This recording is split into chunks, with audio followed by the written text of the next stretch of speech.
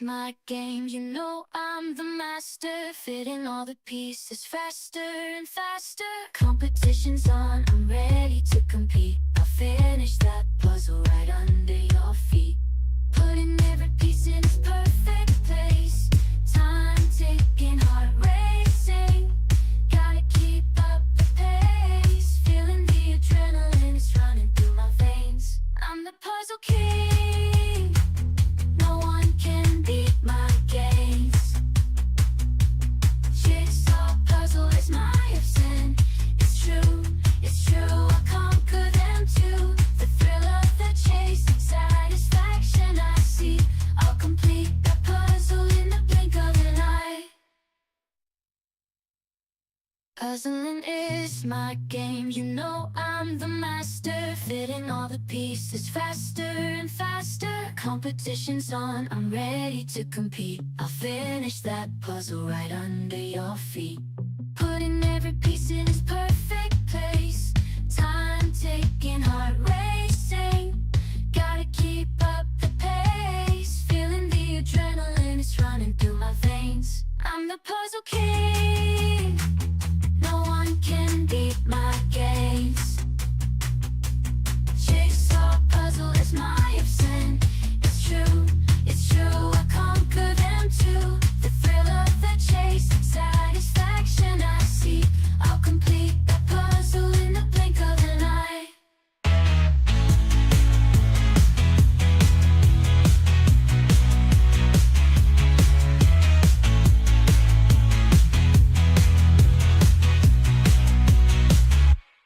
Puzzling is my game, you know I'm the master. Fitting all the pieces faster and faster. Competition's on, I'm ready to compete. I'll finish that puzzle right under your feet.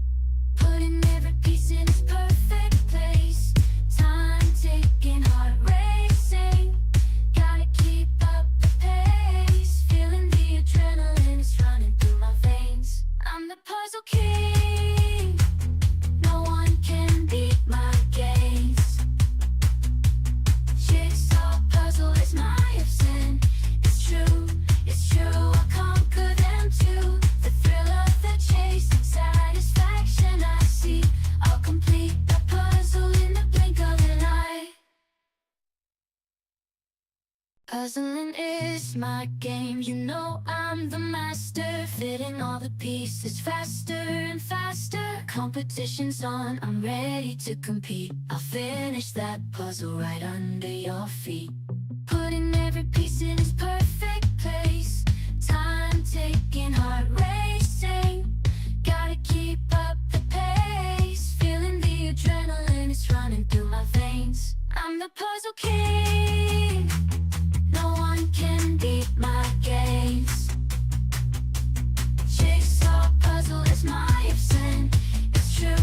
It's true, I conquer them too. The thrill of the chase and satisfaction I see. I'll complete that puzzle in the blink of an eye.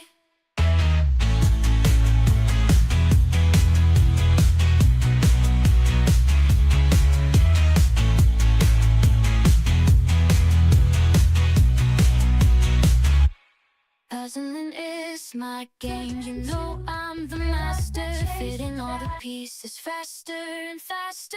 Competition's on, I'm ready to compete. I'll finish that puzzle right under your feet. Putting every piece in its perfect place. Time ticking, heart racing. Gotta keep up the pace. Feeling the adrenaline is running through my veins. I'm the puzzle king. No one can beat my gaze. Jigsaw puzzle is my obsession. It's true, I conquer them too. The thrill of the chase and satisfaction I see. I'll complete that puzzle in the blink of an eye. Puzzling is my game, you know I'm the master. Fitting all the pieces faster and faster. Competition's on, I'm ready to compete. I'll finish that puzzle right under your feet. Putting every piece in its perfect place. Time ticking, heart racing.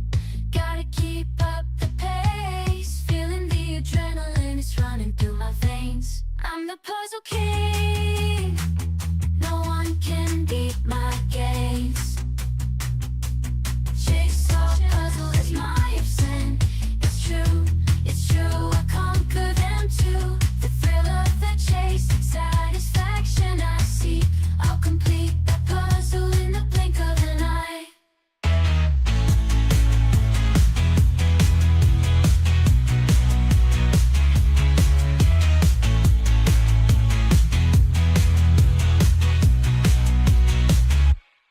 Puzzling is my game, you know I'm the master. Fitting all the pieces faster and faster. Competition's on, I'm ready to compete. I'll finish that puzzle right under your feet. Putting every piece in its perfect place. Time ticking, heart racing. Gotta keep up the pace. Feeling the adrenaline is running through my veins. I'm the puzzle king. No one can beat my games. Jigsaw puzzle is my obsession. It's true. Hello, everybody. Conquer them too. Good luck. Get excited. I'm rooting for everybody. Satisfaction I see. I'll complete the puzzle in the blink of an eye. Puzzling is my game, you know I'm the master. Fitting all the pieces faster and faster. Competition's on, I'm ready to compete. I'll finish that puzzle right under your feet. Putting every piece in its perfect place. Time ticking, heart racing.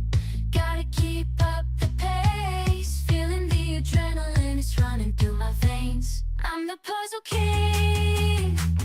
No one can beat my games. Jigsaw puzzle is my obsession. It's true, I conquer them too. The thrill of the chase, satisfaction I seek. I'll complete that puzzle in the blink of an eye.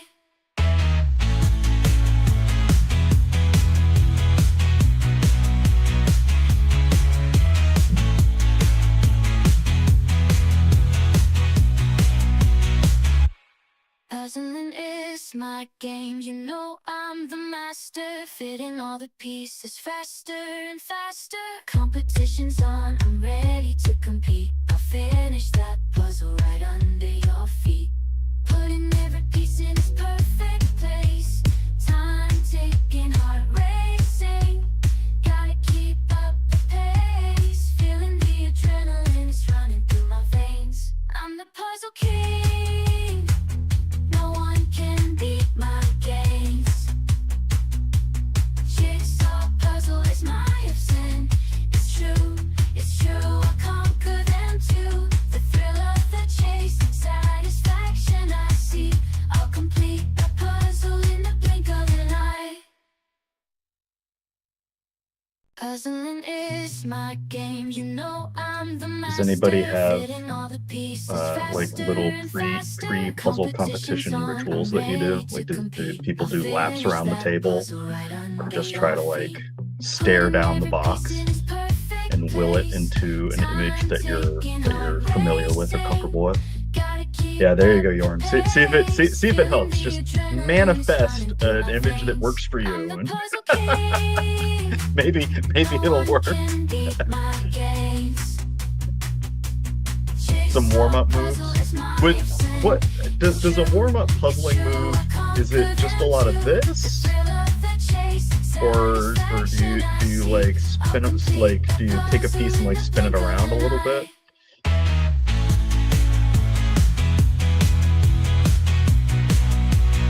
Do some like hand exercises, you know, crack the knuckles a little bit, stretch the neck out. Oh, a general warm up for the upper body. That probably makes more sense than my shenanigans, but you never know. Limber up a little bit, get a big swig of water if you need to.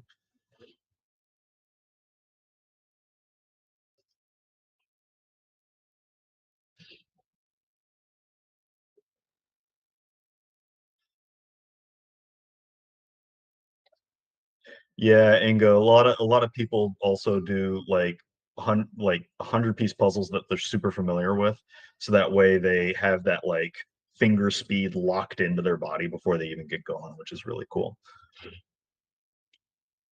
I know. I know. Some folks do a lot of like lower back stretching right before they try to do some yoga stuff, because you could be here for 20 minutes, you could be here for an hour and a half, who knows? But it'll be a fun game. A lot of different box top holders.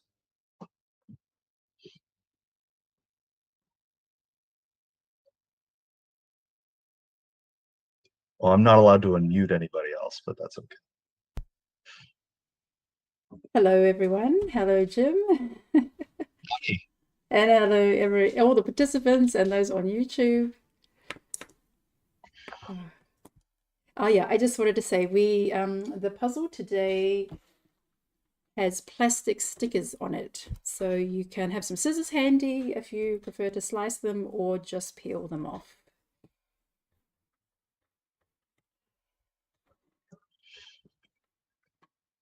Oh yeah, regarding warm-ups before a puzzle competition, I kind of do like finger exercises or kind of like little stretching, like hoping that like I'm going to be a bit more like agile or dexterous with my fingers when it comes to like the flipping mode.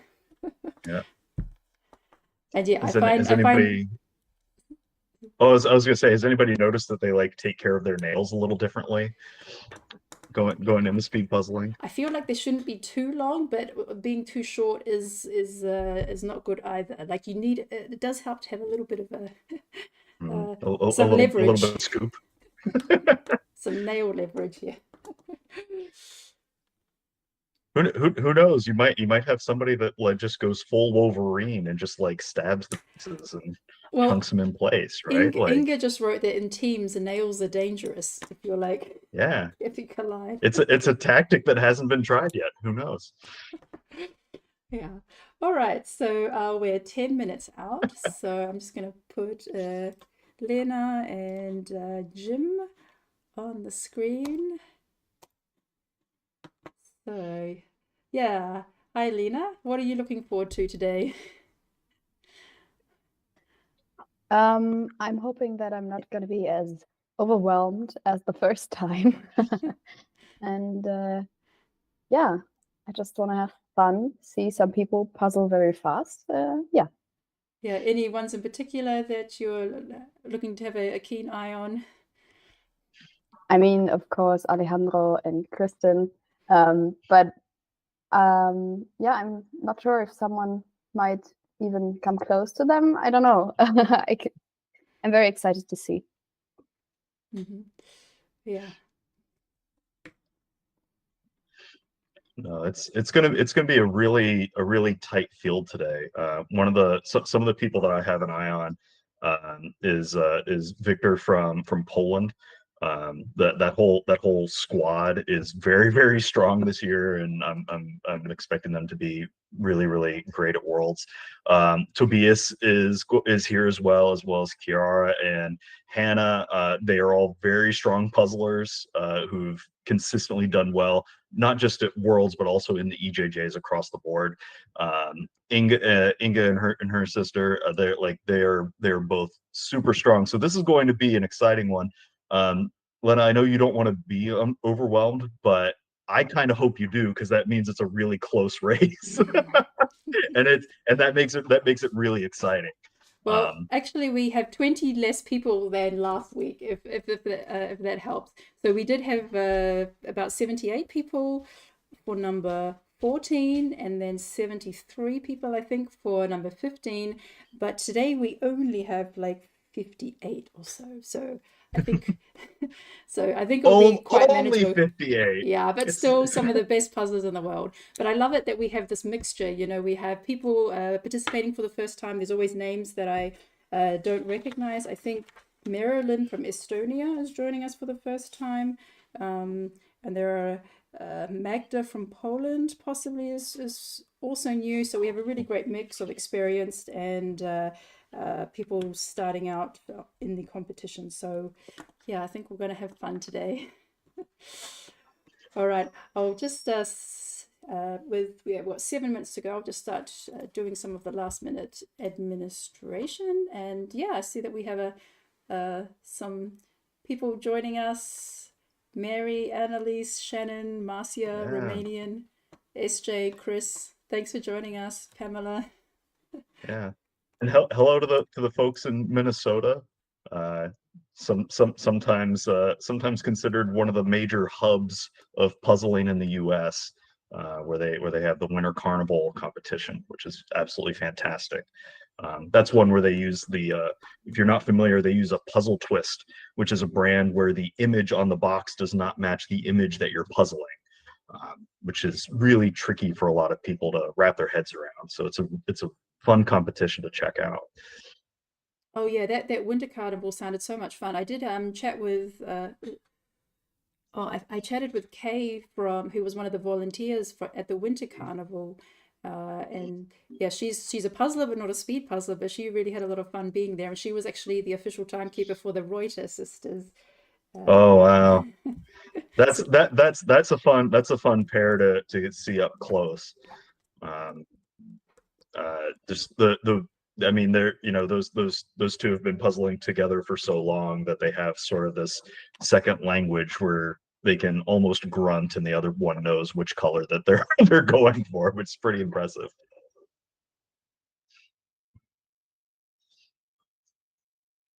Oh man, I know several people are also watching the Olympics this week. So if you feel it necessary before you start, you can do the like gymnastics, to the judges salute kind of thing. Um, may help imbue you with that gold medalist feeling.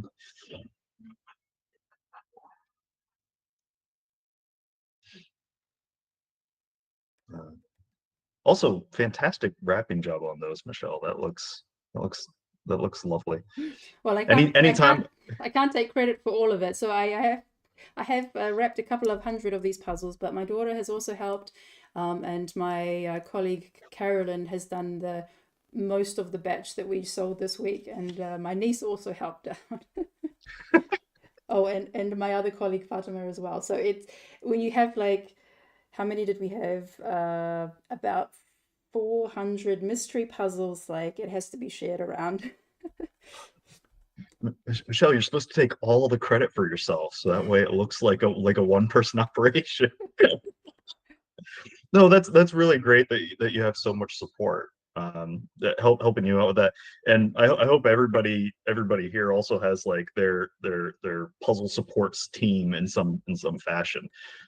I know a lot of people have their significant others that watch them puzzle from time to time, or just cheer them on. Sometimes help you wrap up a puzzle so that way you don't know what it is whenever it comes out. So quick shout out to all of the puzzle support squads.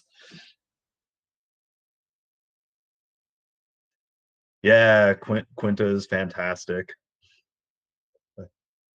In the YouTube stream, there's a special shout out from Puzzle Jesse to Catherine from Luxembourg. Catherine's puzzling was looking really solid the other day. We have a couple guesses that this might be a Ravensburger puzzle inside of the box. I can't see everybody's hands. If you think it's a Ravensburger, give it a quick thumbs up. A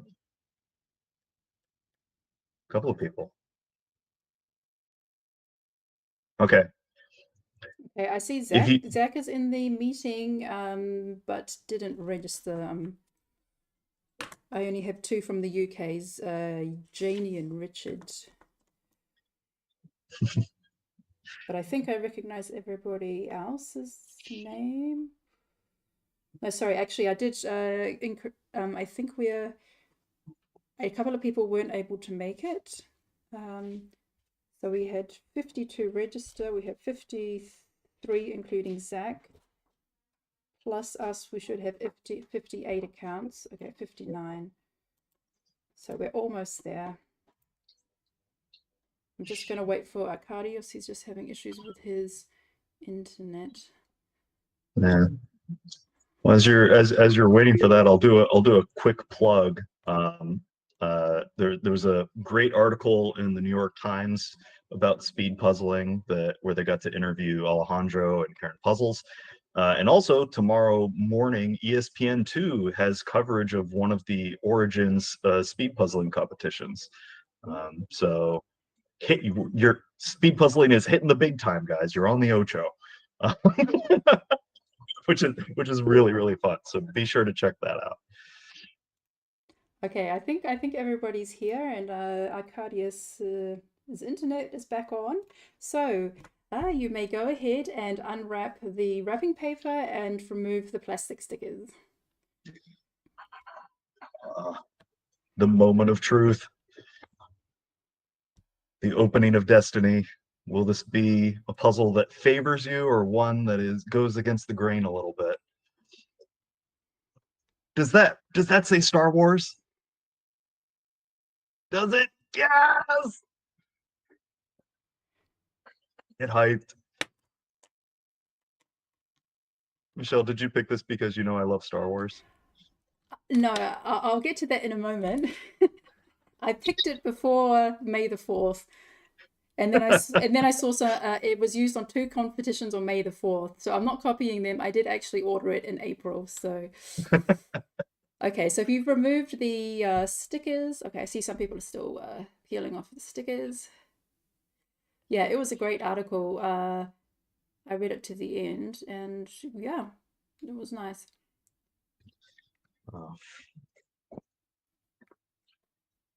Well, may the force be with all of our puzzlers today.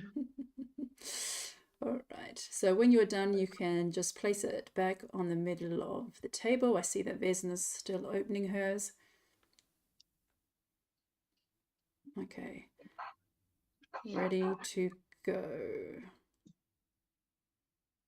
Yeah, so if you haven't done already, you can already just type your done message in the chat window that it's ready to go.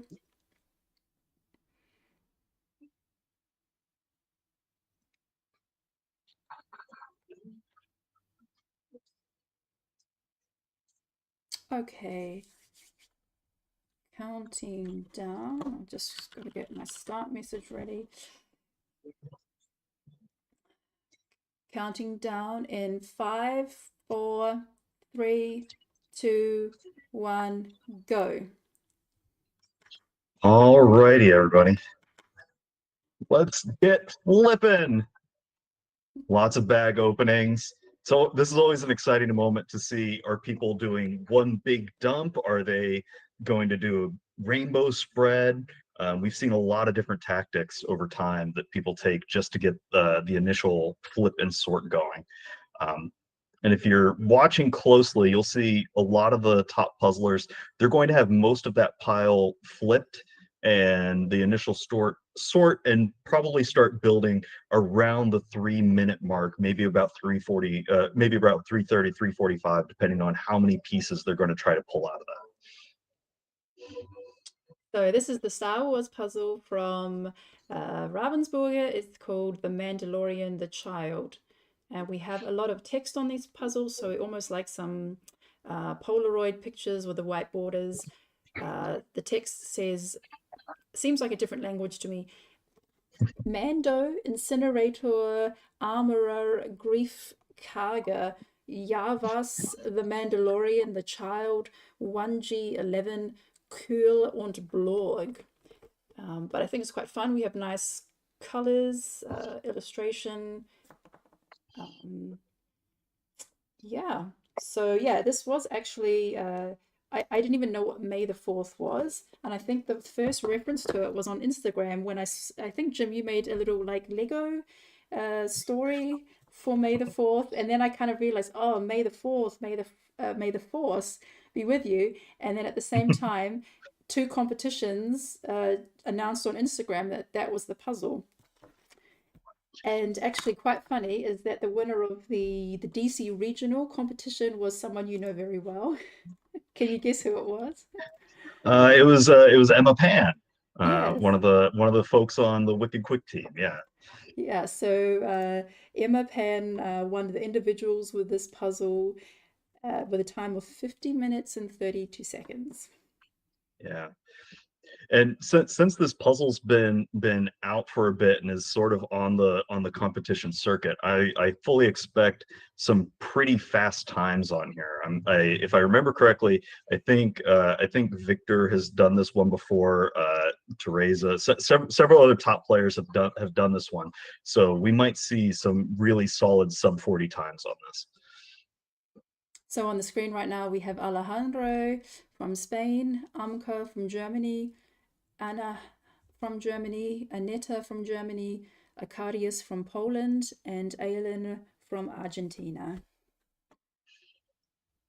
Yeah. And Yeah, it's just we're lightning quick how Alejandro is just picking out those pieces. You can see he sorted out the border pieces, but just putting them off to the side for now.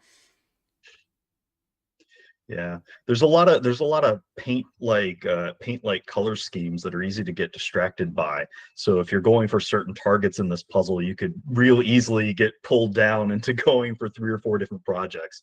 And that's where some people can lose a little bit of time, is working on 5, 6 different things at once.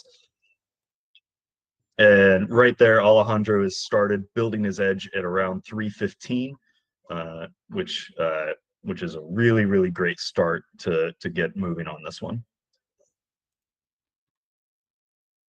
And that pulling out those greens, yeah, that bright green is a solid color. You're going to see a lot of players pull that out because it's pretty distinct and it's a natural cell to grab and build as an anchor point. So here we have Bibi from Denmark, Catherine from Luxembourg, Chiara from Italy, and Christina from Denmark.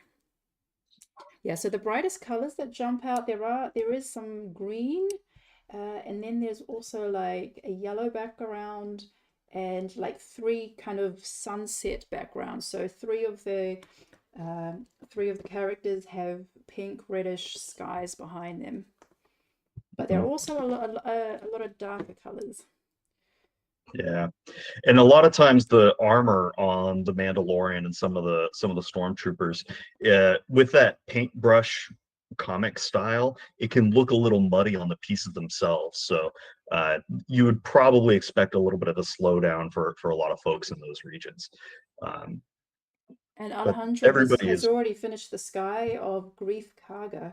So he's gone straight for the light blue colors in the top right hand corner. And we see that Chiara is starting with the greens. Yeah, it's also interesting. Usually Alejandro will try to build in most of the outer edge all at once, but in these collage-like puzzles, oftentimes aiming for certain cells and then building around it is a really strong tactic.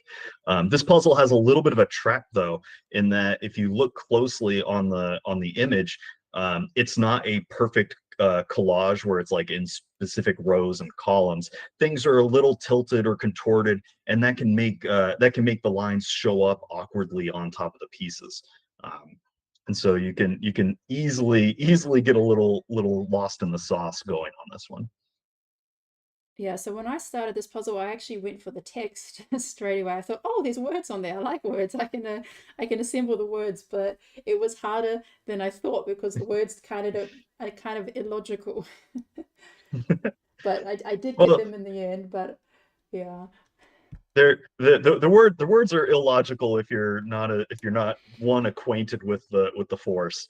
Um, like Krull and the Blurg are fantastic. IG-11, fantastic assassin droid from the Mandalorian series. Um, So I see I it saw. looks like Elodie is doing the words. So she's got the black little strips of black going. And Danica is doing more sorting. So we've got a green pile or an orange pile, a light blue pile. Yeah. Yeah, and getting those words in, if you can see them easily and clearly and place them, those make really strong anchor points that you can work out from, regardless of where they end up inside of the puzzle. It looks like Alejandro's almost wrapped up with the upper part of Grief Karga, so that's I want to say that's close to about 45, maybe 50 pieces inside of there. So he's making a good run. Claudia is looking very strong as well. And Chiara is doing a quick catch up, knocking out that IG-11 chunk. It looks like she's also done some a pretty decent sort to get a head start. Yeah, so we have Claudia from Germany, Danica from the Netherlands, Elodie from France, and Emilia Korhonen from Finland. Yeah, all of these international players on a intergalactic puzzle is really fun for me to watch. Amelia K going for it looks like she's starting off with the sunset Mandalorian in the upper left. And might be hopping around a little bit to get some of those clear spots. Yeah. Yeah, no, it's a Michelle's holding up the image of this one again. And it's really fascinating because you have some of these you always have to figure out, are you going to aim for backgrounds or are you going to aim for the centers of some of these and then work out from them? And it's a tough tightrope walk to balance. Because oftentimes that background is that you see clearly can be a flat color, but it may not be easy to put together. So even though it's the easiest thing for your eye to spot out of that sea of a little bit of a little bit of a mess, that might be some of the harder things to put together, unless you can really catch on to where certain lines or hues of a gradient are. You can see here Hannah L. Sort of hopping around from place to place, doing some hodgepodge building. And that's a solid way to make sure that you're always moving and working and building on something rather than getting too caught up on a specific project and then slowing down while you try to figure that out. Yeah, so Hannah looks like she's gone straight away for the solid colors. So we've got the solid backgrounds, we've got yellow, light blue, green, pink, before kind of closing in a bit more on the busier details. Yeah.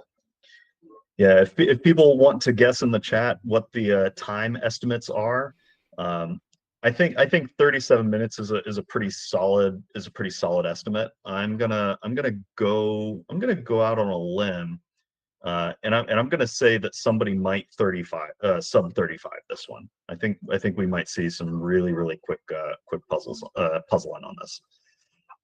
And there we have Eric Not So Speedy from the Netherlands.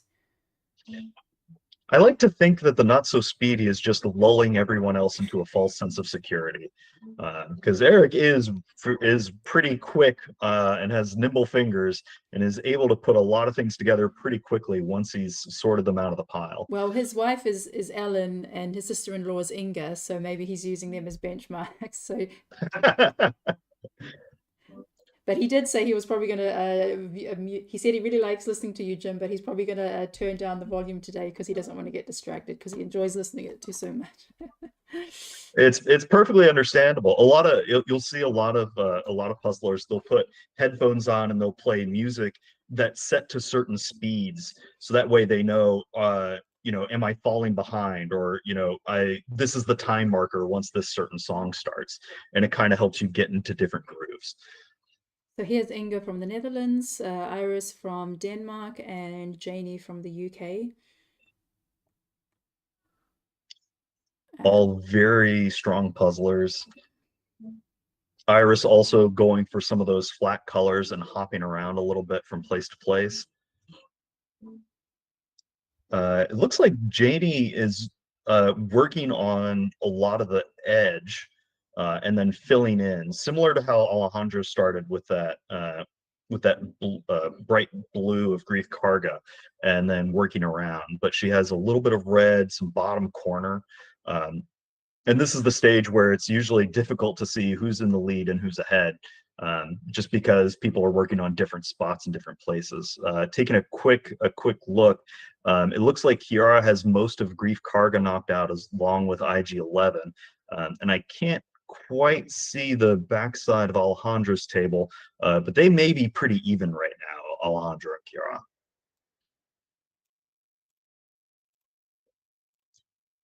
Inga looks like she's wrapping up the outer edge of this beast, and Hannah has the outline of Grief Karga, really pushing into those solid colors that are easy to discern inside of that big pile.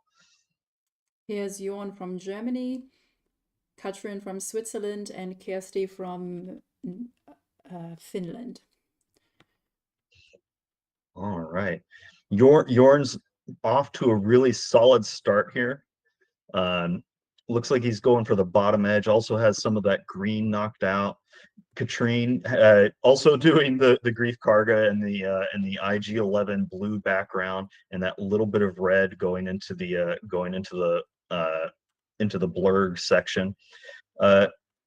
Kirsty here has an interesting thing where she's spread the puzzle pieces around the box. And that may make it where she has an easier time focusing on individual sections of the puzzle from sort of studying the image ahead of time and then finding what she wants outside of the She's pile. trying to piece the text together. So yeah, that does make sense because the words are not normal English to try and correspond with It's the words on the a box. little tricky to discern. Yeah, so having that close-up image, and you'll see that in a lot of competitions. Sometimes if people really need the image, they'll just grab the box and bring it close because an extra 2 seconds of bringing the blocks closer to you can save you 17 seconds of squinting trying to figure out where everything is. So it looks like Catherine has done a good section of Grief Karga in the top right corner with the blue background and IG-11 with the green background. But I noticed she's also on a very narrow bench, possibly kind of squeezed up against the shelf there. So probably not her usual space. Maybe she's on holiday at the moment. It's a great artistic camera angle, though. It's a nice angle. I love the kind of the over the head or over the shoulder angles. Oh yeah. So let's check in with Kristen. Linda, so Kristen from Norway, Linda from the Netherlands, Lisa from Germany, and Louisa from Australia.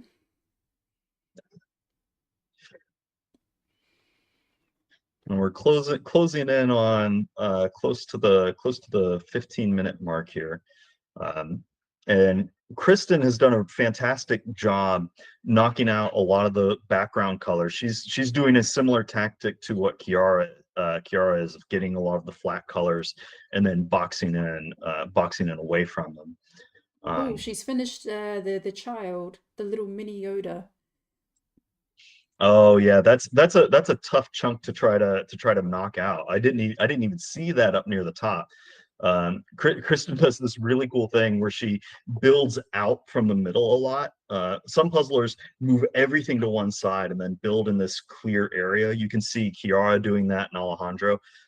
Kristen tends to initially start off with all the pieces in the middle and then kind of builds out from them in this chaos field. It's really fascinating. Linda doing a really great job, has a solid start getting that green background knocked out and a little bit of Grief Karga. Looks like Lisa has a lot of the edge complete, and I can't quite tell, but maybe working on certain word pieces. And over here, Lisa has the corner edge pieces done and is bouncing around to a couple of different projects. And it's always good to keep your hands moving and just put pieces in wherever you can see them. So as long as you're getting things in, you're doing great. So Louisa is actually going to be my teammate in 2 weeks' time. Oh, fantastic. Yeah, so we have a team here in Trier. It's called Down Under, Up Over. It's a reference of the Kiwi and the Australian up here in Europe. We also have 2 German teammates, Nadine and Elizabeth, but also to the way we puzzle, that there's kind of, up here, down there, and as we kind of skip around the page, skip around the place as we try to sort the puzzle. So I look forward to meeting Louisa, and also Linda's also going to be in Trier. Oh, that sounds like a really, really fun event. I'm excited for everybody that gets to go to it. Kristen just had a really solid join for a lot of the bottom half of the puzzle, and could be close to getting that upper right-hand corner connected as well. This is going to be a pretty tight race across the board. So at 17 minutes, we have joining us Magda from Poland, Maria from Slovakia, and Maria from Sweden, and Maria's cat making themselves cozy in front of the picture of the puzzle box. The classic obstacle course for all puzzlers is a feline friend of some kind, curling up on top of pieces that you just want to get to. And I see Maria has already, from Slovakia, has already put an orange stripe across her table in preparation for Worlds, most likely of the table space. Mm-hmm. Yeah, and Magda is off to a great start getting those solid colors in. This is definitely one where if you're not familiar with this kind of comic paintbrush art style, it can be really tough to distinguish some pieces from others.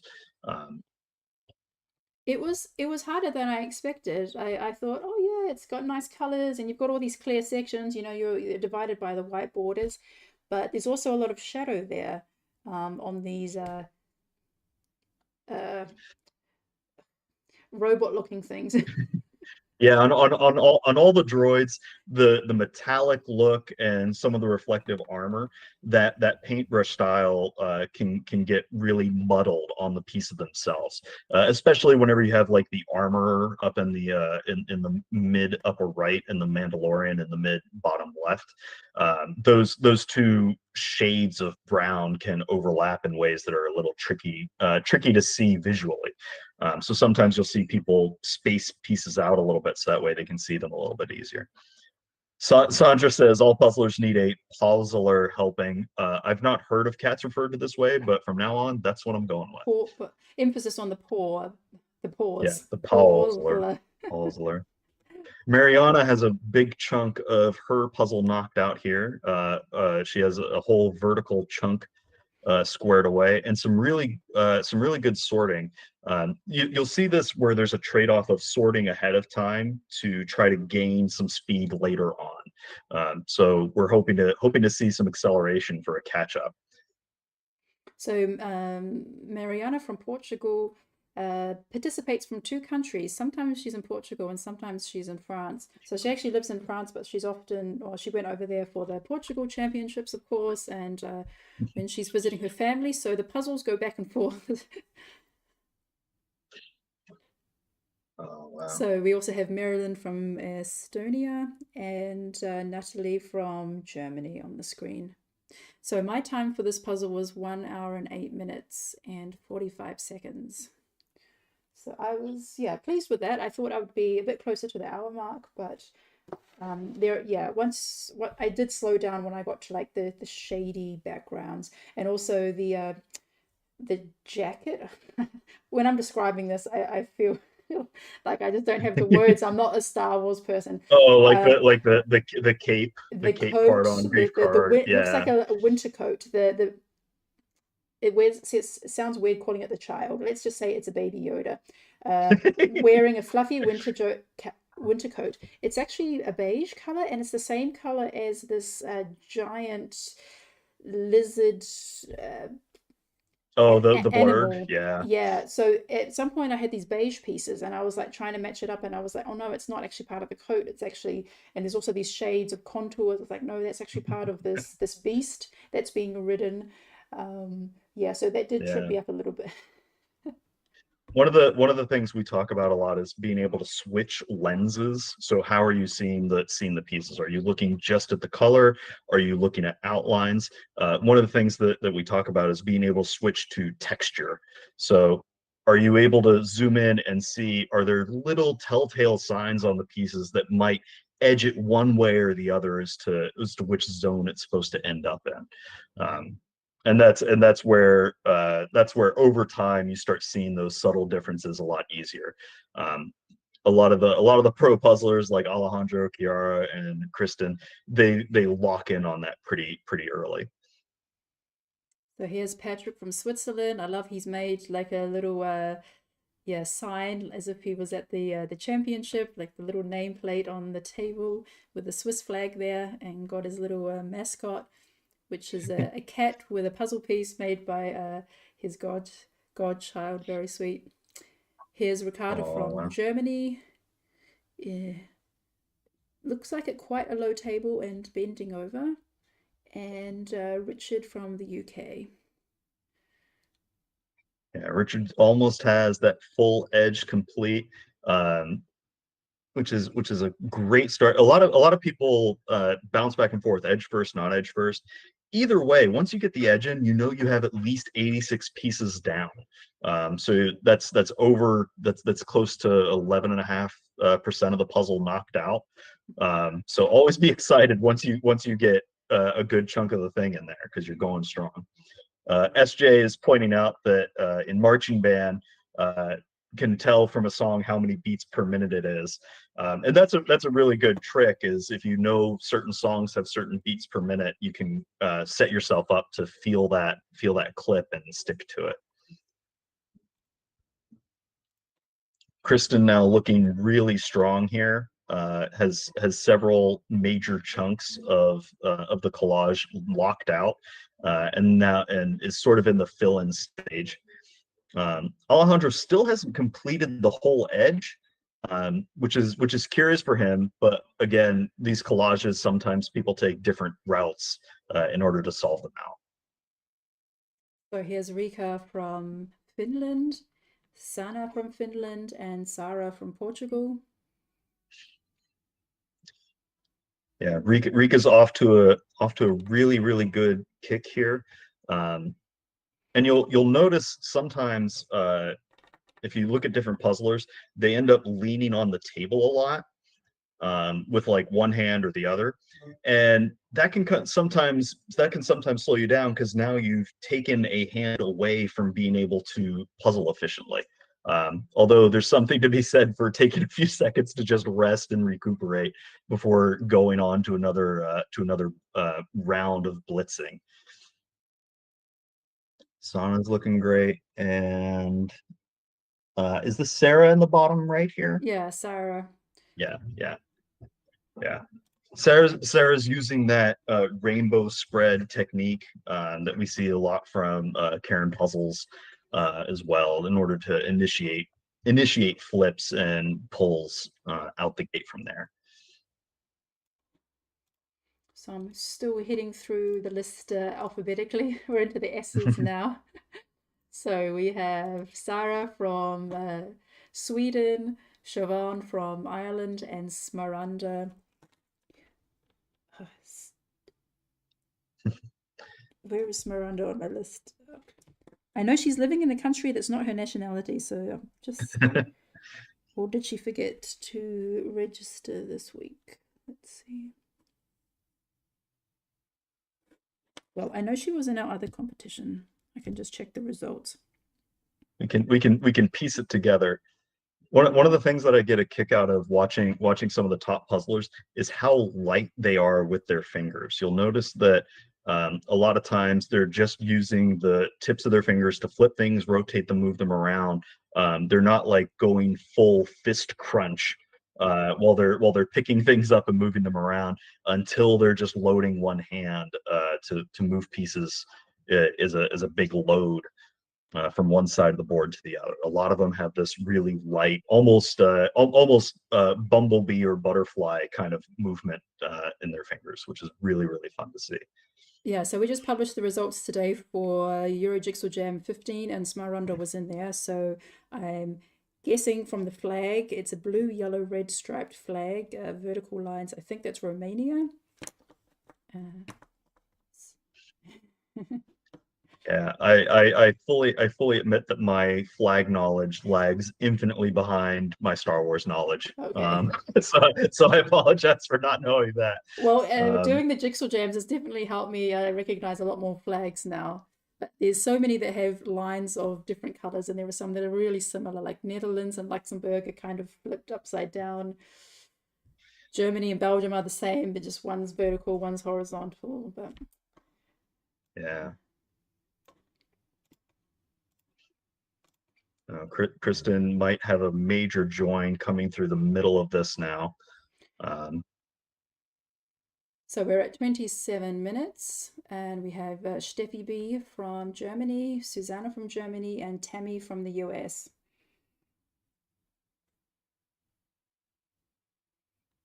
And I wonder Oh, what lovely. I wonder what t-shirt Tammy's wearing today. She's got a whole wardrobe of puzzle outfits. Yay! I'm envious of her puzzle wardrobe. Yeah, puzzle themed t-shirts.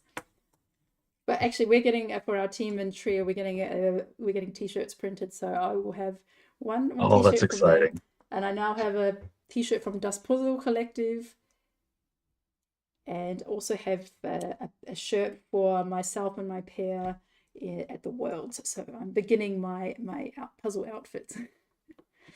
Oh, wow. Kristen made a major join through the middle and now has mostly edge pieces and some fill in to knock out. It may be about, I want to say maybe about 150 to 150, 175 pieces left. She might be in the lead here. Alejandro falling behind a little bit in this one. Here's Taya from Finland, Tekla from Hungary, and Tobias from Sweden. I always enjoy seeing Tobias puzzle because he's very tactical and strategic. He doesn't use the same high velocity hand movements that some of the other puzzlers do, but he is very precise with all of his movements. And that kind of precision goes a long way, and is one of the reasons he's the top puzzler, one of the top puzzlers in his country and around the world. It looks like Tekla also has the yellow tape up for the boundary lines, prepping for Worlds.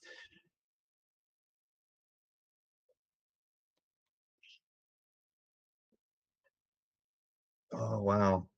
Yeah, Kristen has one major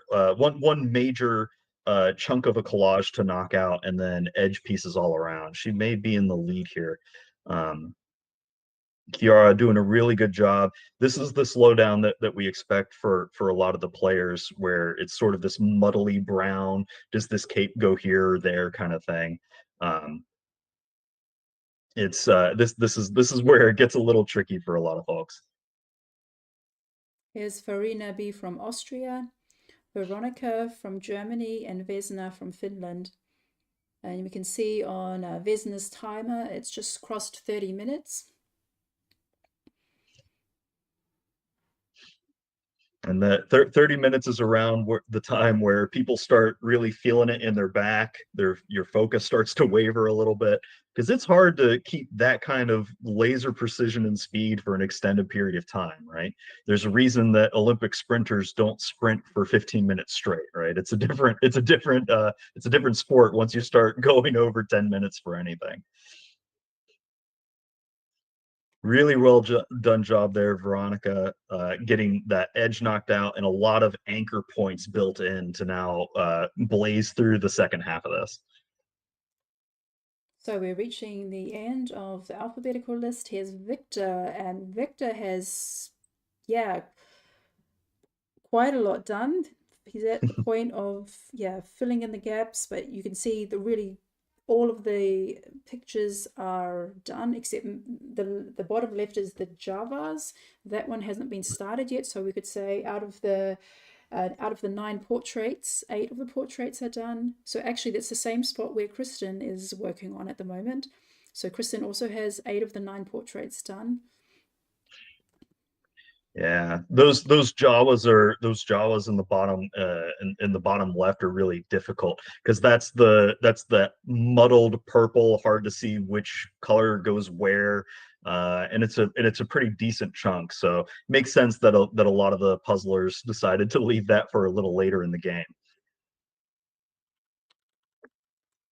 Zach doing a fantastic job here, getting footholds wherever he can. Kristen looks like she's aiming to knock out those Jawas, and then we'll try to finish up the edge. This is going to be really close coming into the to the wrap up here. Yeah, we also have Zach from the UK. Also got a nice puzzle shirt there. All the puzzle paraphernalia goes I like to imagine that it gives everybody a little bit of a boost.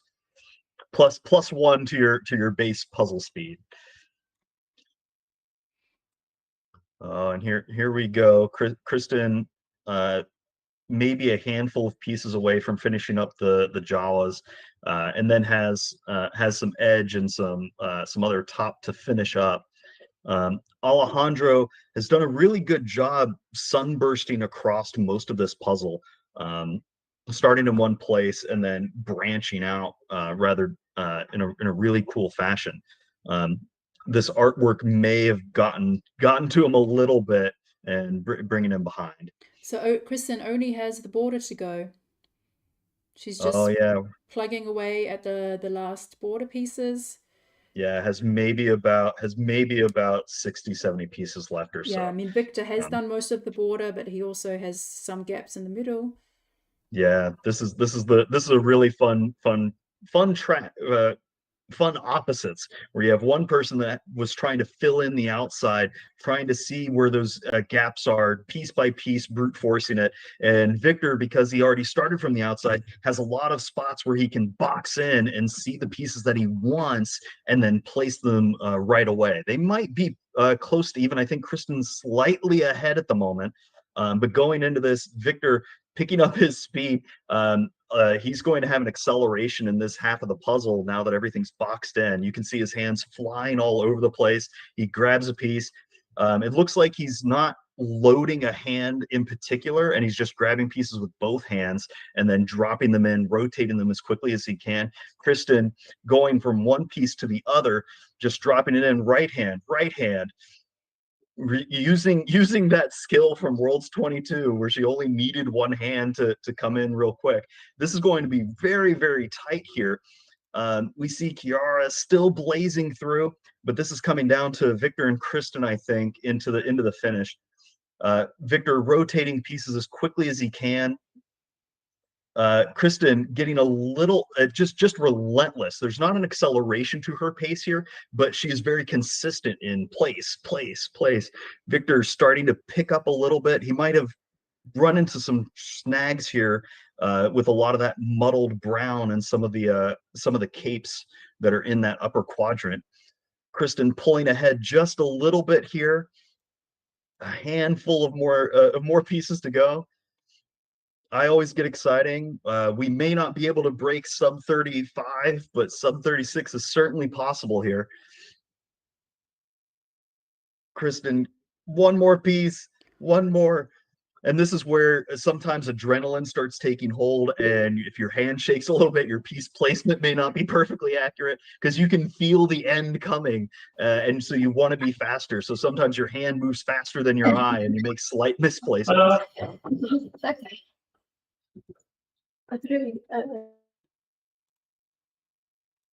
And Kristen is finished. So Congratulations. Kristen, well done, Kristen. The time was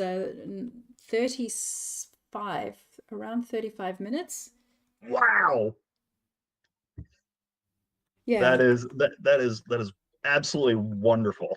Well done. And Victor still pushing through to finish strong. You never want to let off the gas even though somebody else is ahead, because we're seeing more and more places decided by just a handful of seconds here and there. So you always want to push through. And Victor is going to come in, I think, a solid second place here. And he does it. Victor is done. Second place for the second time. Or is it the third time? Oh wow. Very, very, very well done. Congrats across the board. And both of you achieved something that's relatively rare, and that is a win against Alejandro. To say that you've come ahead against the two-time world champion is no easy feat. So congratulations to both of you. This is really great. So just to put that into perspective, the DC regional competition was won by Emma Pan with a time of 50 minutes and 32 seconds. And the Australian competition was pairs. The winning time for pairs on this puzzle was 32 minutes and 46 seconds. Ooh. So one Kristen is almost equivalent to two Australians in that one. Yeah, very impressive. Absolutely phenomenal. Very impressive times from Kristen and Victor. And both of them are coming in at just around 14 pieces per minute, which is pretty wild to think about. That's a really fast pace to do something that you haven't seen before, or even if you have seen it before. That's just amazing. And now it looks like Tobias might be catching up to the better part of the field. Danique also doing a fantastic job. Hannah looking very strong, but I think Alejandro, Chiara, and Tobias are the next in line. Hannah looking very strong. She may be able to get an acceleration in the second half here, having a lot of things boxed in. The makes it easier that if you randomly pick up a piece, you can place it wherever you want.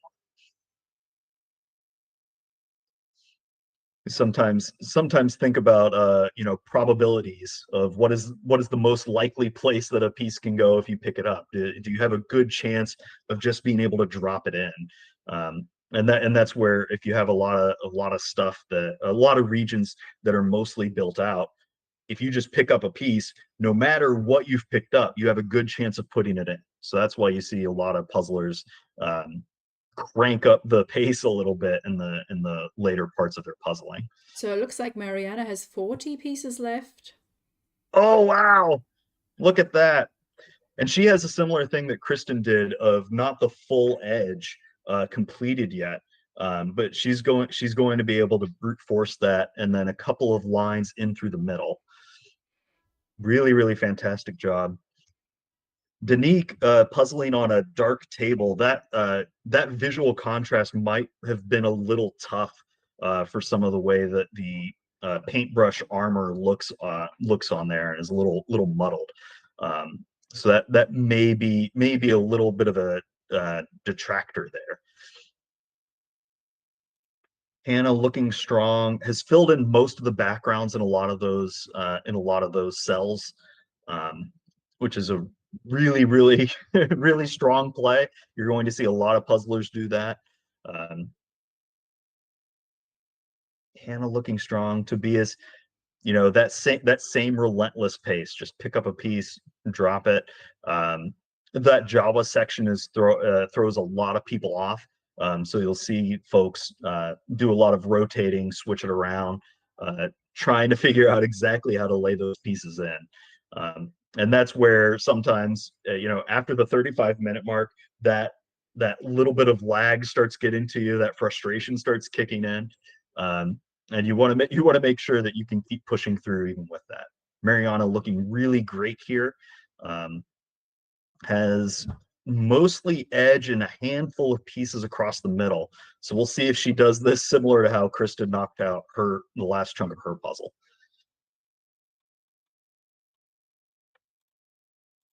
Iris going very strong as well, trying to make some headway in that Java section, bouncing from piece to piece, trying to get them in. Might be switching to edge there to box it in a little bit more, and then jumping over to Grief Karga to knock a little bit of that out. So Alejandro only has the border to do. Just filling in the edge pieces. Well done.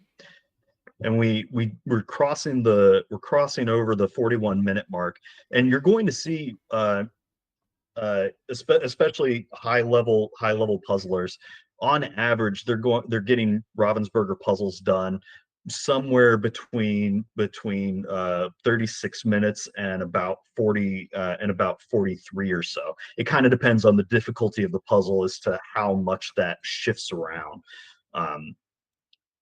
Harder puzzles means that the whole field kind of scooches a little bit higher up. And this one might be a little tough for people unfamiliar with the artwork or the galactic world of Star Wars, which, if you haven't caught on to any of those, I highly recommend, because nerds and Star Wars go together. It's a good time. Tobias filling out the middle of his puzzle now. Hannah trying to catch pace. You'll see that sometimes she puts pieces in her left hand and then pulls out from that and drops it in. A lot of puzzlers will use two hands to sort of keep a chunk of the puzzle in place as they go to put more pieces in, and that helps too much shifting around, which is helpful, especially if you have loose or floating pieces inside. Mariana fully on a edge battle. So it's like 20 pieces Alejandro, 20 pieces Mariana. So they will be the next to finish. Yeah. It's gonna be tight for both of them. You see there Alejandro sneaking a couple pieces into his left hand to drop down, really trying to accelerate and brute force the end of this puzzle. He may be able to make up some time here. His physical hand speed is just amazing. Being able to blitz through that. And a lot of that is all in the same section, so he's going to be able to rapid fire the rest of that in there. Mariana made a big shift. Well done, Alejandro. And Alejandro finishes. Congratulations. And Mariana has a handful of pieces left, very closely behind. Well done, Alejandro. Oh, well done, sir. Mariana wrapping up here. Quickly trying to fire these couple of pieces in. Go, go, go. We believe in you. Keep it under 44 minutes. You can do it. And well done, Mariana. Yeah, there it is. So we had, I'll just read the timestamps. We did actually start 1 minute later, but I'll just read the timestamps that we have. Kristen, 36 minutes. Victor, 37. Alejandro, 44. And Mariana, 45 minutes. Very, very well done. So everyone. We still have, an hour and 15 minutes to go. So if you're, at a slower pace and still finding the structure of your puzzle and still hopping around, you've got plenty of time with our 2-hour time limit. And if your goal is 90 minutes, then you have, 45 minutes still to go. Danique and Hannah looking like they're in the wrap-up stage here. Hannah might be a little further behind, but Danique's pretty close. Inga also has a couple handfuls of pieces left. This is always exciting when you start seeing the tiers of puzzlers coming in these waves of finishes. And Danique claims 6th place with 1 minute behind Mariana. Congratulations. Congratulations. So our top 6 are Kristen, Victor, Alejandro, Mariana, Danica, and Kiara. And Kiara. Kiara sneaks in under the radar. Well done. Just done. Well done. So is that 7 finishers so far? That's 7, yeah. All right. Keep pushing, everybody. I know sometimes this can be a little tough, but whatever your time goal is, keep aiming for it. We're coming up on the 46-minute mark here. Hannah's so gonna keep make pushing it. Tobias is gonna make it. Like, oh yeah. Last this pieces is for gonna Hannah. be tight. Last pieces for Tobias. Who's gonna be? Oh man, Hannah. Hannah in 8th place. Hannah gets it in, and Tobias just behind her. Well done, and both of you. Tobias in the same minute. Well done. Well done, everyone. The force was strong with all of you. I hope that you find Kyber crystals inside of your boxes.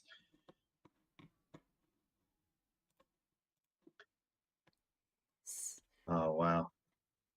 No, this is fun. Inga looks like she's pretty close here to wrapping up. So just a request from Lena. If you have finished, please turn your camera off. Then it makes it easier for Lena to focus on those who are finished, who are still to go. And Inga is done. Well done. Congratulations.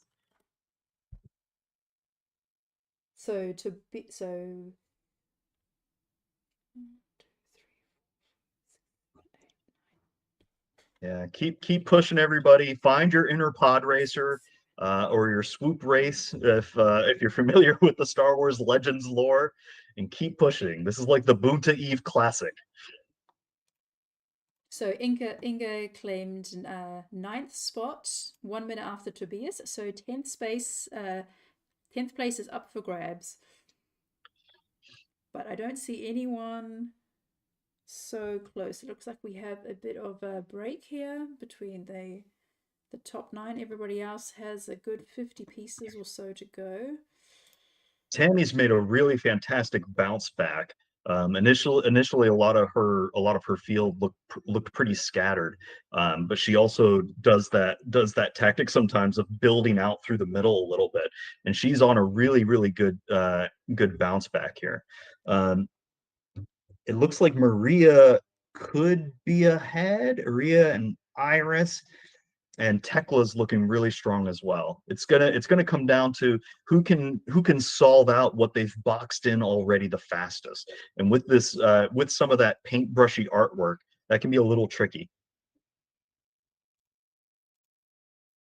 So Nina, you only have one device connected, and I cannot see you. There's no camera connected. Please check your camera.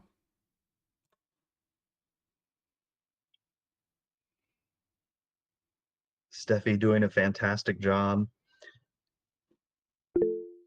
Coming in on the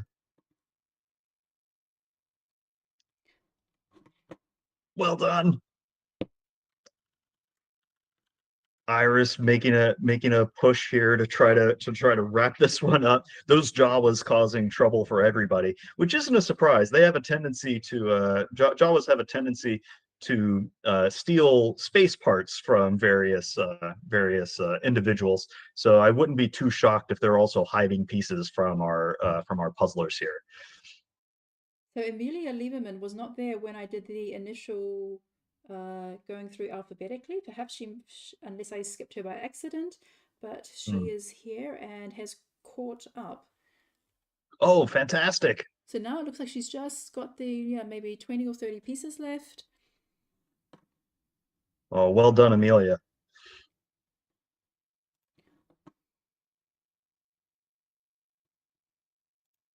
We know that she's a fan of the Pokemon puzzles. We'll see if being into the Star Wars ones helps her finish strong here, going into the last lap, as it were.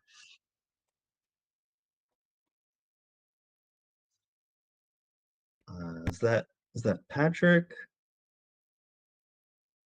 Looking really good. Elodie looking very strong, and this is where everybody. It's hard to determine who's really in the lead, who's behind, because you have to switch your math up from going how many pieces do they have together to how many pieces do they have sitting around on the outside. And a lot of times the puzzlers also have to do that. You're switching between trying to find the pieces that you want to build off of, right? If you want a sunburst off of, versus, hey, I have this piece and it has to go somewhere. Where does it go? So making those decisions quickly coming into the end is always tricky to see what that trade-off is. Amelia looking really strong. Tekla having a middle of this wrap up. Really, those Jawa sections kind of a slowdown point for everybody, along with that middle armor. Yeah, so at the moment I can't see anybody that is just about to finish. So 10th place is up for grabs. There's a lot of people who are coming in the next batch, but no one immediately. So I think might be a good time to bring in our winner of this evening, Kristen, if you are there.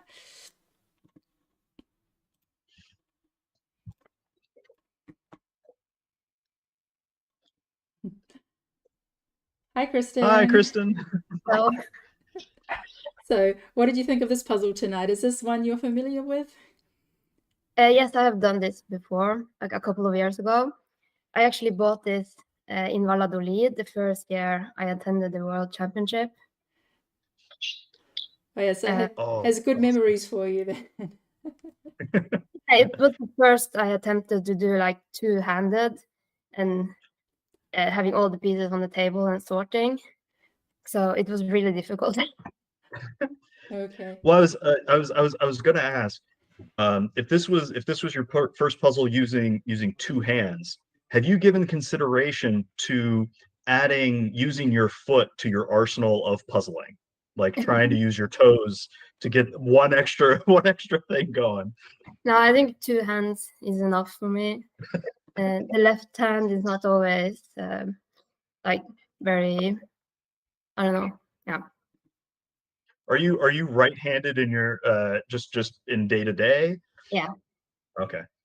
There's some puzzlers that are ambidextrous day to day, or they're left-handed but they puzzle with their right. So it's always fun to see what comes down out of the pipeline. Yeah. What did you think of this kind of artwork on the puzzle, where it's like this comic booky paintbrush style? I think the artwork is really cool, but it's a bit dark for my taste. And all the angles makes it more difficult, and they're like overlapping each other. But the artwork is cool, and I'm a big fan of Mandalorian, so I like it. Yeah. So being a big fan of Mandalorian, I'm not gonna quiz you on Star Wars knowledge. Of the cells on here, of the different collages, which one do you gravitate the most towards? I have to look at it. I'm guessing maybe like the child, or IG-11. I don't know. One of those. No, it's interesting that you would have jumped for the child, because from a puzzling standpoint, that seems like one of the tougher things to knock out, because it's a similar texture. It looks like the same color in a lot of different spots, and the background of IG-11 makes a lot of sense. Yeah, IG-11 is quite easy, and I think the child itself is quite easy to find. The background is more difficult. So. Did you try to use any force powers while solving this one? Did you try to embody Grogu or Baby Yoda? No, I didn't, unfortunately. Maybe with my time. Next time, yeah. For these kinds of puzzles, do you tend to gravitate towards ones that are pop culture-y, have lots of images from movies, cartoons, or do you tend to like landscape? Like what sort of puzzles get you going?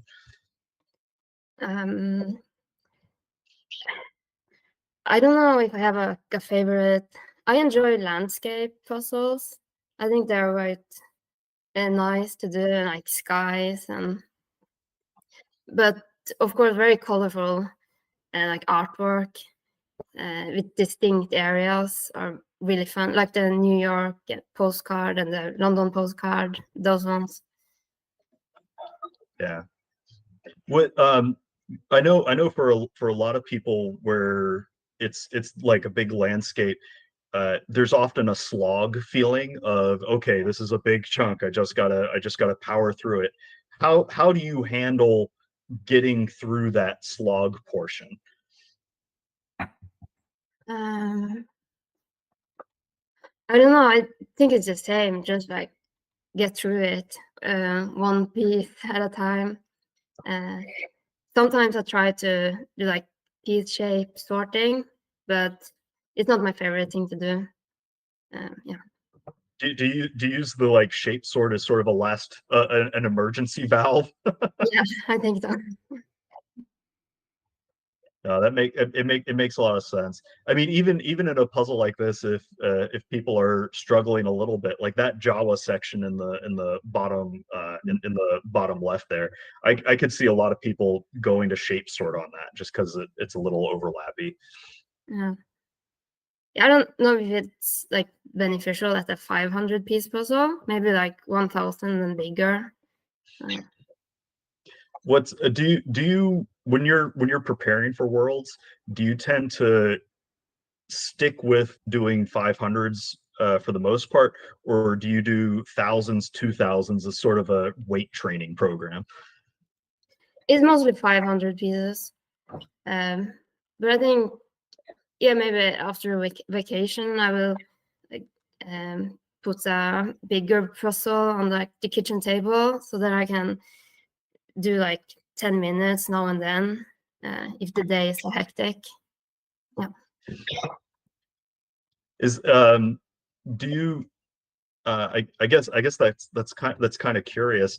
A lot of speed puzzlers have sort of an on and off state where they're either only speed puzzling or they're only doing slow for fun puzzling. Do you ever find it difficult to switch gears from one mode to the other? I can't do slow puzzling anymore. So I'm not fun to puzzle together with. If you want to do it like as a fun, I don't know, easy activity, it's full speed like all the time. Well, that's still fun to do. It just means that the puzzle gets done a little quicker and then you get to do another one sooner, right? Yeah, maybe. When you're doing those like 10-15 minute breaks, are you watching the clock a lot to say, okay, I have this much time, or are you kind of feeling more like a piece count as you put things in?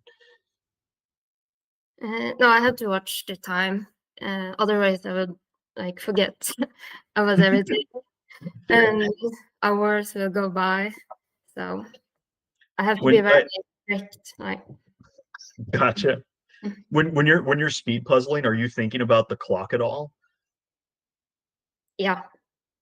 I have my phone at the table next to me, and I check it like every now and then.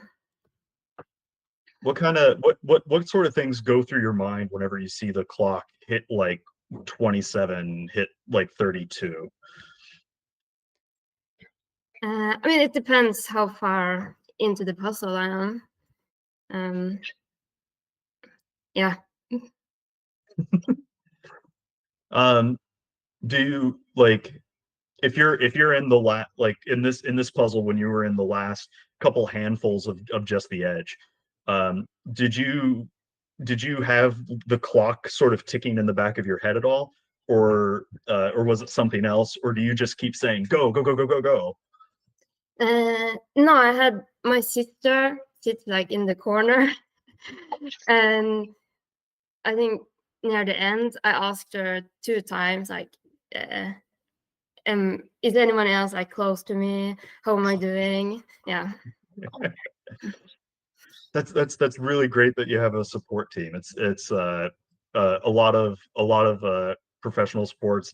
They all have additional people like helping out and saying, "Hey, keep going. These people are close." It's really great that you have that. Yeah, well, she has to be quiet like the rest of the time. It's only when I ask her like, how am I doing? She can speak. Does that mean you don't like listening to music either while puzzling? I recently started like experimenting if I should listen to music while I speed puzzle. So I made myself a playlist that lasts for like 35 minutes that I listen to. What is your favorite song on that playlist? Everybody is dying to know. No, I don't want to tell. Oh, okay. I would just have Duel of the Fates on loop. That would be Okay.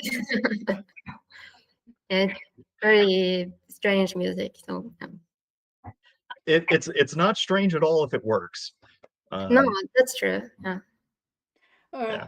Well, thank you very much, Kristen, for your time today. It was an amazing time. It was amazing we had you on the screen for, I think, pretty much the whole time. And it was really great to see your progress happening. So congratulations on another win. And yeah, we're going to see you at the next competition as well, number 17, if I remember that correctly. The 25th. Exactly, yeah. So we have a break of a couple of weeks, and then we're coming back on the 25th of August. Mm-hmm. So, well, thank you and enjoy the rest of your evening. Thank you. Bye. Thanks a lot. So we had a lot of finishes. So the person who claimed the 10th spot was Amelia Lieberman Congratulations. So she wasn't there at the first time that I checked, and she just came in from behind and claimed 10th spot, followed by Emilia Korhonen, 11th, Tekla, 12th, Iris, 13th, Elodie, 14th, Jorn, 15th, Maria Rosnikova, 16th, Tammy, 17th, Steffi B, 18th, and Smaranda, 19th. So congratulations. That was all. Yeah, up to Tammy was 1 hour. And then we've just crossed, we're at the 1 hour and 3 minute mark. Big congrats to Tammy for representing the U.S. strong. Very, very well done. Yeah, being able to keep this one under an hour if you're not familiar with this art style is really impressive. Somebody mentioning that Kristen's secret music is her secret. Yeah, that it might be a superpower inside of there. We'll never know. And yeah, I'm just still fangirling because I've been wanting to pick her brain a little bit for a while, so that's really fun. But I like the idea of having like a playlist for your goal time. So she's a 35-minute playlist. So if my goal is like 1 hour, I should have like a playlist that goes to a 1 hour, and then I know like maybe the songs get faster as we get towards the end. It's like hurry up, hurry up, hurry up. The next time it plays through, it's at 2 times speed. No, it'd be fun. Looks like a lot of people are or several players are kind of in the wrap up stage. Patrick looks really strong, and he's picked up a second wind here. He's suddenly flying around all over the board, which is excellent. Magda has some middle chunks to complete and some edges around those. And Eric, the not so speedy, but I think he's speedy puzzler, doing a really, really good job. He has a line up the middle that I think will go really, really quickly for him once he decides to aim for that when finishing up. And Patrick finishes. Well done, sir. Congratulations. And it looks like Janie may also be on the cusp of finishing. Go, go, go. Don't slow down.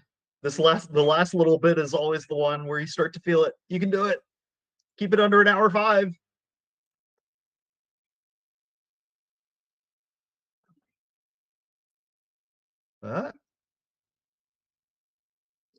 It looks like she. Oh no! Janie may have a missing piece, but is done at this stage. Congratulations! Very, very, very well done. So rounding out the top 20. So after Jorn, who was 15th, we have Maria 16th, Tammy 17th, Steffi B 18th, Smaranda 19th, and Arcadius in 20th place. Closely followed by Patrick 21st and Janie 22nd. Well done across the board. And everybody keep pushing and finishing strong. I know several people are preparing for Worlds. This is a good time to dig deep and keep pushing, because you'll have instances where people finish ahead of you, and the prelims going into finals, they're going to take well over 100 players. So keep pushing, even though you hear other people finishing, because you want to be in that group that goes to the next level. Even if you're not the first one, you don't necessarily have to give up. We always want everybody to keep going and hit your goals as best as you can. And Sarah's got 3 pieces left. Oh, come on, you can do it. There we go. We believe in you. Those Excellent. last couple, there it is. Sarah, 23rd. Well done. Well done. And we have always exciting. I hope after people get done, they're able to just take a deep breath and let it out, let the let the adrenaline go from their body a little bit. So Amelia wants to know who the top 10 is. She's hopped over to YouTube. The top 10 first Kristen, second Victor, third Alejandro, fourth Mariana, fifth Danica, sixth Chiara, seventh Hannah, eighth Tobias, ninth Inga, and 10th Emilia Lieberman. Very, very well done. So I think it's a good moment to bring in Victor. Oh, yay. Hi. Hi, Victor. Congratulations on an excellent second placing with a time around 37 minutes, so 1 minute behind Kristen. Thank you very much. Did you ever imagine you would just be hot on the heels of Kristen? No, honestly, no. Still, my face is burning because last 3 minutes, I only heard that Kristen is finishing, and I was like, I am also kind of finishing, so I have to pick up the pace. But yeah, I was shocked that the many pieces that I had, they went by so quickly. I thought that if you said that Kristen has like, I don't know, 20 pieces plus the edges, then she would be finished much, much faster. Or like the other way, that since I have like 60 or more, then maybe there is an issue. But I never expected to be faster than Alejandro. But also I have done this puzzle before, and a week ago exactly. So yeah, that was an advantage. But also the week ago that I did it, it was 4 seconds longer only. So Hey, picking up a little bit of time still goes a long way there. Yes. And that's really cool that through experience and practicing a bunch of different puzzles, you got lucky and saw one that was gonna be in a competition. That's really cool. Yeah. Because you've done this one before, did you approach it with a different strategy than you have in the past, or did you kind of go, okay, do the same thing I did before but faster? Okay, so I have to mention one thing. When I do Ravensburgers, I have like maybe 4 puzzles, like pieces that I exactly know where they are on the like on the all of the pieces. So they are like either the low left row or upper right row. So this helps me a lot to start, because sometimes when I am flipping the pieces, I spot this and I'm just can put it aside and not do it. But again, I have this puzzle, so I wanted to do this again, but funny thing is that my puzzle is rotated. So when I wanted to do it the same way I did it last time, because I started with like with this one. Mhm. And in my puzzle, there are the pieces that I know. So I found all the pieces here, and I started to make it, and I was like, what is going on? Why is it going together? Where are my pieces? And then I figured that, oh, it's swapped. So yeah, that put me off at start. But later I just said, like, never mind. That's amazing that you know the grid cut that well, that you can just spot out a couple of pieces and know precisely where they end up. Yeah, but it's like there are 2 like 4 ins and 4 outs that are like 2 together. So it's then they are really like bented, so they're very, very recognizable. I think it's very interesting. It's still amazing. Yeah, I mean, Oh, that's go ahead. really interesting about the piece cut, because that's something I discovered this week. We did the symphony puzzle as a PS competition, and it was a special print just for us. So we didn't have any spare copies left behind, and a few people had missing pieces. And I posted about this on Instagram that um, I decided I would take the pieces from my copy and then send them to the others so that they could have complete puzzles, and I had the same image in a 1,000 piece puzzle, so I didn't mind to take my one away. But once I got to the second pieces for a different person, the pieces just didn't match the piece cut. And then I realized that they must have done 2 print runs where they had the puzzle printed in this direction and the other one printed in the other direction. And so you have the piece cut, but in opposite sides.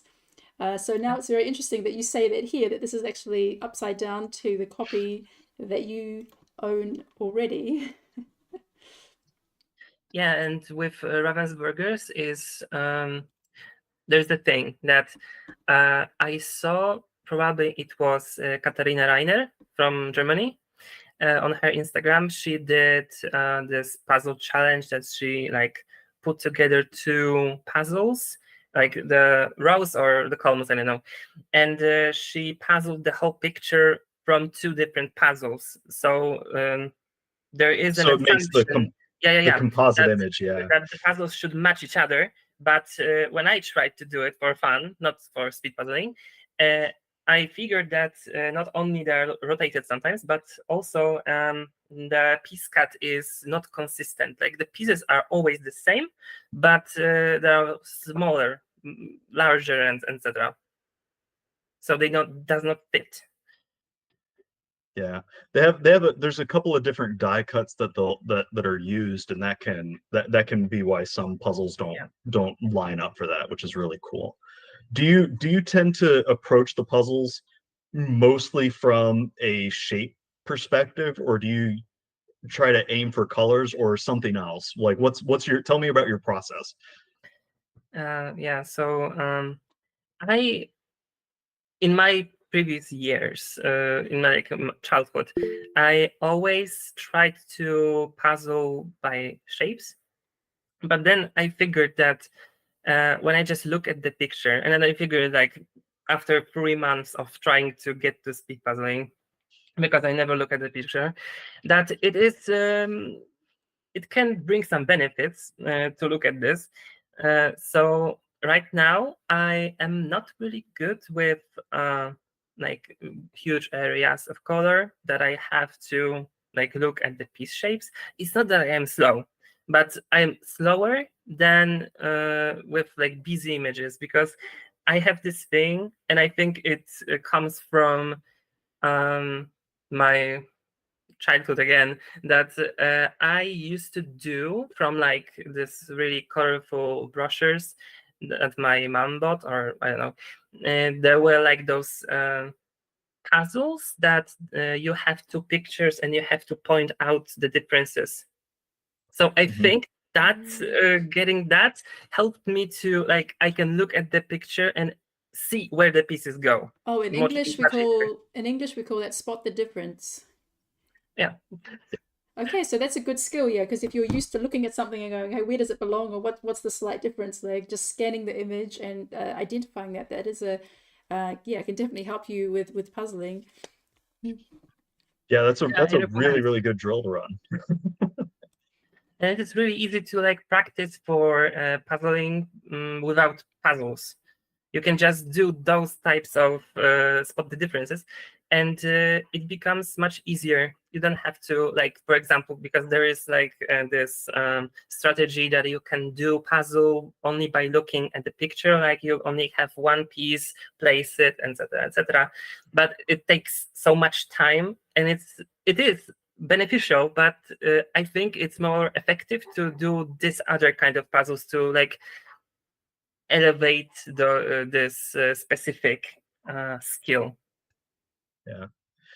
Yeah, it's fun that to sort of zone in and get better at very specific things and then try to stitch them all together. How much, I guess that's kind of an interesting thought. How much do you do like drills and practices that aren't puzzling compared to your actual puzzling? Not that much. Okay. I always tell my friends that, yeah, I think that spot the difference is a really good practice, and I never do it. So yeah, I am kind of a hypocrite in this regard. It's sort I- of the dentist saying brush your teeth and then people forgetting to. Yeah, basically. Yeah, I have this thing that I think that when you are trying to train for speed puzzling, it is very good to not do it all the time. For example, I have my group of friends that never were into puzzles. And when I started doing speed puzzling, they were like, okay, maybe we can do some puzzles, like for casual, you know? And we do it like 3 to 4 people. We just sit, do it slowly. It's 1,000 piece most often. But yeah, so I found it really beneficial to have this like other thing, because when I do speed puzzling, then I just am in the zone and I try to move as fast as I can, etc., etc. But it is good to have like this relaxation practice when you are still doing puzzles, but because you are doing it slowly and you are not trying to do it as fast as you can just look at the piece shape, look at the picture, look at the different variations of 10, and you just get to have this experience, not only in speed puzzling, but also in puzzles in general. No, that makes a ton of sense, and I assume it would also, I would assume it would also help keep you from feeling really stressed and having a ton of adrenaline in your body while speeding, because then it's just a different way of doing something that you're relaxed in. That's true. That's true. And the other thing is that when we do those puzzles together, I always tend to have like the most difficult parts for me, because I leave them all the easy ones so they can do it slowly and we can like finish at the same time. It's not that I'm speeding, because it is really hard sometimes, just like Christine said, that she cannot do not do speed puzzling. Yeah, I kind of felt that too, because when I'm doing puzzles with them, I'm like, yeah, it's really fun. I'm flipping, it's fun. And then when I get to like the point that I forget that I am not trying to speed puzzle, then I catch myself like being like, calm down. It's not for competition. Do you ever run into the opposite problem whenever you're in a competition or you're trying to go for time, that you're trying to blitz and then your mind wanders for a little bit and you're like, oh, maybe I'll just enjoy this for a little bit? Yeah, this is exact reality that I faced with Polygon Lion from Botip 4, because I was sending emails with Michelle about this, that I wanted to solve this puzzle like under 50, and it would be ideal, but I don't know. And then I did this puzzle, and it was like 1 hour and 9 minutes, and I was like, oh my god. I remember doing this puzzle and being so done with it. I hate like doing colors and patches of colors, and this puzzle was like this. It was your kryptonite. Yeah, and also I didn't have much of a good light, and it was so terrible. And I remember that when I was only left with like the grays and the blacks, I was like, maybe I should just stop. I don't want to do this. Yeah, so I sometimes get that, and on our Polish competitions, when we like have also 1,000 category, I sometimes get this, that I am doing this puzzle and midway I'm like, wait, you have to do it like as fast as you can and not just sit here and be like. How do you how do you sort of make sure that you stay in that fast mode? Like not just whenever it's a tough puzzle, but after a certain amount of time, a lot of people start feeling the blurred kick in. So how do you combat that? Do you just say go faster, or is there a mantra that kicks in? Do you start singing a song? What works for you? I was talking with my teammate about this, and he said that he just says in his head to go faster, faster, faster, like all the way that he does the puzzle. And for me, I guess it's just I don't need to do this to stay fast, but there is one thing that I think it helps me because I tend to look at the picture frequently. So I think just the like eye motion from puzzles to picture, it just like it gets you in like the rhythm of this. So I think it helps, but I cannot say for sure. You've mentioned some of your partners in crime a couple of times. How often do you get to practice with them? But pairs or teams? Either. I'm whatever configuration. I'm curious. For pairs, we tend to meet once per month, but it's really difficult because my pair lives like on a totally different side of country, like totally different. Oh yeah. So I have to take a plane to go there. Or recently, when she came to me, because we like do it one by one, she just took her car and drove it, but it was like 7 hours or 6 hours by car in one way. So yeah, it's not really great. I think if she lived here or like live there, it would be much easier, and maybe we could meet more often. But I don't know.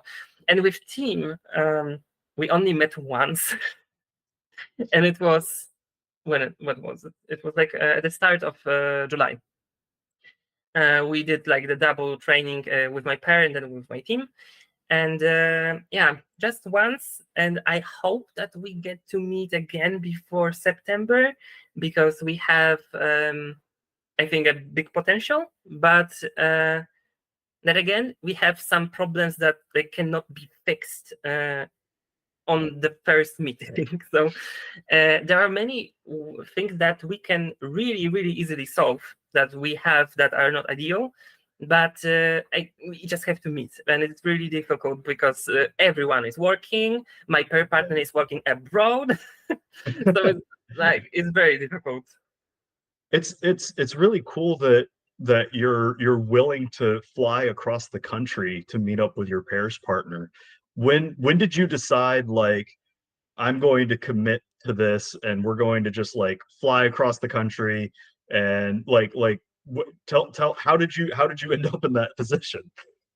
Oh yeah, so it was an accident, because well, not really an accident, maybe an accident by her side, because when it was like the start of January, when I first registered for like the individual category in Spain, she also registered, and I was keeping track of people that registered that I didn't know, and then I figured that maybe they would want to match up, like team up with me. And yeah, it was really difficult because many people that are into puzzles are really introverted, so they don't really have like a social media presence and anything. So it is really hard to find people, or as we can say, stalk people. So I basically stalked my first partner on Facebook, and I wrote to her. I remember this vividly, and we had like a little talk about puzzles and our expectations, what we want to do, and what are our like mindset. What is the mindset? Because I really wanted someone that is willing to like try hard. And yeah, and yeah, the only obstacle was that she was living very, very I mean, that's a far pretty big away. obstacle. Yeah, but that was an obstacle, but we really had a good connection when we were talking, and we have this thing that we are really complementing each other with puzzles. I hate patches, of course. She loves them. I am good with busy. She is not.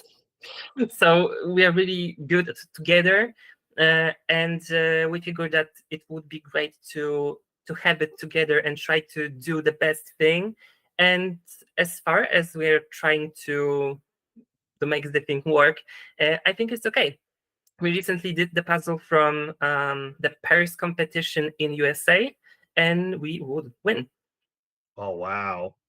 Like I've seen the times that you guys put up on my speed puzzling from time to time, and it's really impressive. You guys look very, very strong coming into things. We recently went into like the discussion about what we should do when we get the puzzle that is only busy or only patches.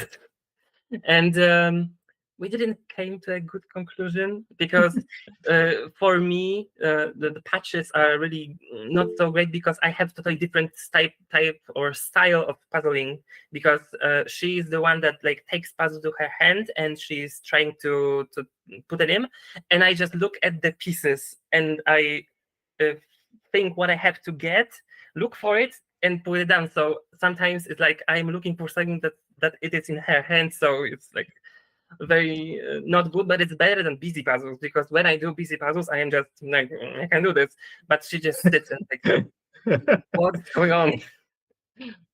Yeah, it's really cool that you guys complement each other in your strengths to fill the gaps in the other person's weaknesses. That's a really, really cool pairing. I have you guys down as like one of the pairs and teams to watch going into the Worlds, because it's really, really cool. It would be nice to be top 10. Well, and even just making the finals is a huge accomplishment. But yeah, with the times that you all are putting up, there's a pretty good shot of that. How do you are you guys preparing for handling like the stress of cameras being right around you, or like an audience kind of watching you guys? For me, there is no difference because I have like this experience with theater, and like I can do this. There is no stress for me. Sometimes it's even easier for me to puzzle when I have someone looking at me. I don't know what it's like with her, but I guess it wouldn't be that much harder, because we talked about it and she said that, yeah, I mean, like camera is right there and so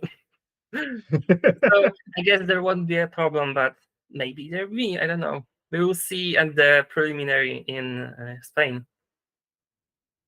Yeah, that'll be a good time to like get all the shakes out and be going strong. Yep.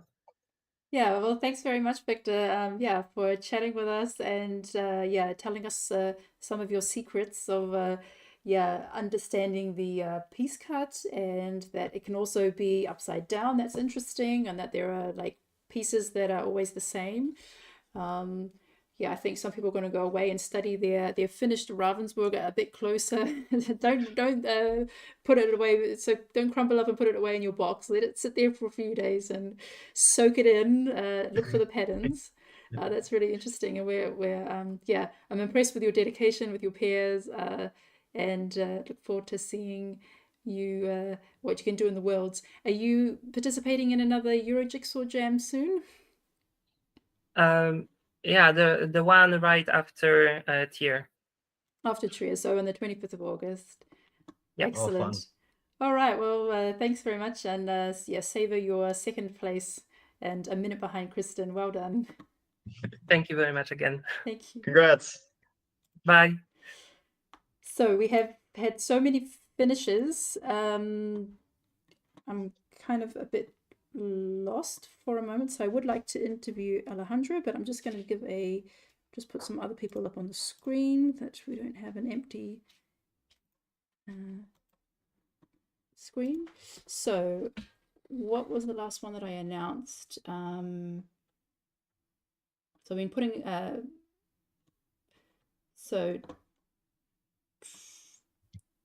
okay, I think the last time I announced was up to 22.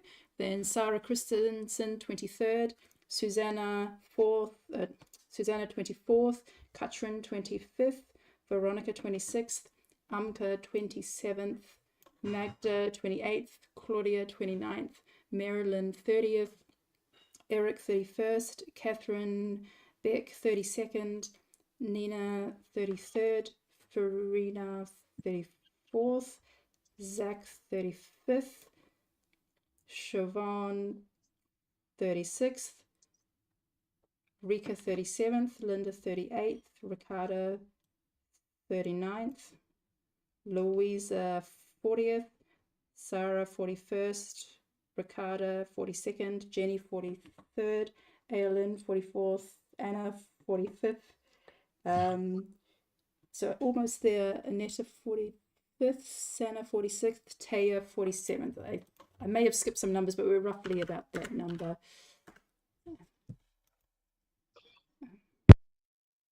That's absolutely fantastic finishes from everybody. Getting this down under an hour and a half is no easy feat. I mean, we've mentioned a handful of times how some of the muddled colors are a little tricky, and if you're not focusing a lot on shape rather than getting stuck in the colors, this can really be a bit of a swamp to try to dig out of. Okay, Alejandro, are you still there?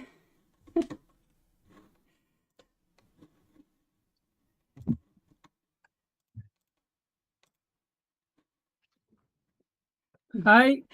Hi, Alejandro. Have you done another puzzle in the meantime? Not really. I have here a puzzle, but it's from my girlfriend. So it's 1,000 Aladdin, and if I put one piece, it will kill me. Lovely. So I cannot do it. I have not permissions to do this puzzle. Yeah. So how did you feel about the puzzle tonight? It's not my style, but I feel fine. So I believe it's a little bit tricky because there are not some big regions with a specific color, so there is a lot of small details. But I'm really fine. Mm-hmm. I had a question. So what do you do with? I mean, I've had a look at the Spanish puzzle page, and I see often that you win puzzles as prizes in Spain. So what do you do with all the puzzles? It's most of times I give to other participants because in some contests, well, in Spain there are a lot of Ravensburger puzzle contests, and the prizes sometimes are the same one. So I have received maybe the same 2,000 puzzle 5-6 times. So the first time I keep it for myself, but after that I give to other participants. Yeah. And how do you organize your puzzles? Do you have like a system? Do you put them in shelves, or do you have some packed away in boxes? Yeah, I have a room and I try to put the 500 pieces from Ravensburger in one side, and then all the other brands are mixed. It's like a chaotic way of organizing puzzles, but it's someday I have to put some effort and dedicate some time and try to organize better, because now it's a chaotic room. Do you ever think, oh, I'd like to do that puzzle again, or I want to do a specific puzzle for training for a competition, and then you can't find it in all your library of puzzles? Well, that's the point. At least as as I only train for the Spanish and the World Championship, and there are always Ravensburger brand, I have more or less these puzzles classified. That's the only ones. And in this sense, yes, I can choose and select the ones I want to do. Oh man. I guess I'm always curious. Some puzzlers do a lot of data tracking, like they'll do a puzzle, they'll put their time in an Excel sheet or something like that. Some puzzlers do zero data tracking. What sort of information do you hold on to after you do a puzzle? when I'm not training for the championships, I'm always do puzzles for fun. And of course, if it's a 500, I took the time and I save the time to have a little idea if I have to do it quickly, not if I have already done, if I have improved, not, and I try to save it, but to be honest, I have not an Excel or something like that where I save all my times. It's like I try to use my memory and see more or less. I believe more or less I can remember each puzzle in which time I have done it. Maybe 1 or 2 minutes of error can be, but more or less I have this idea in mind. That's amazing, and I would imagine with the volume of puzzles you do, that's a lot to keep track of. Oh man, do you tend to?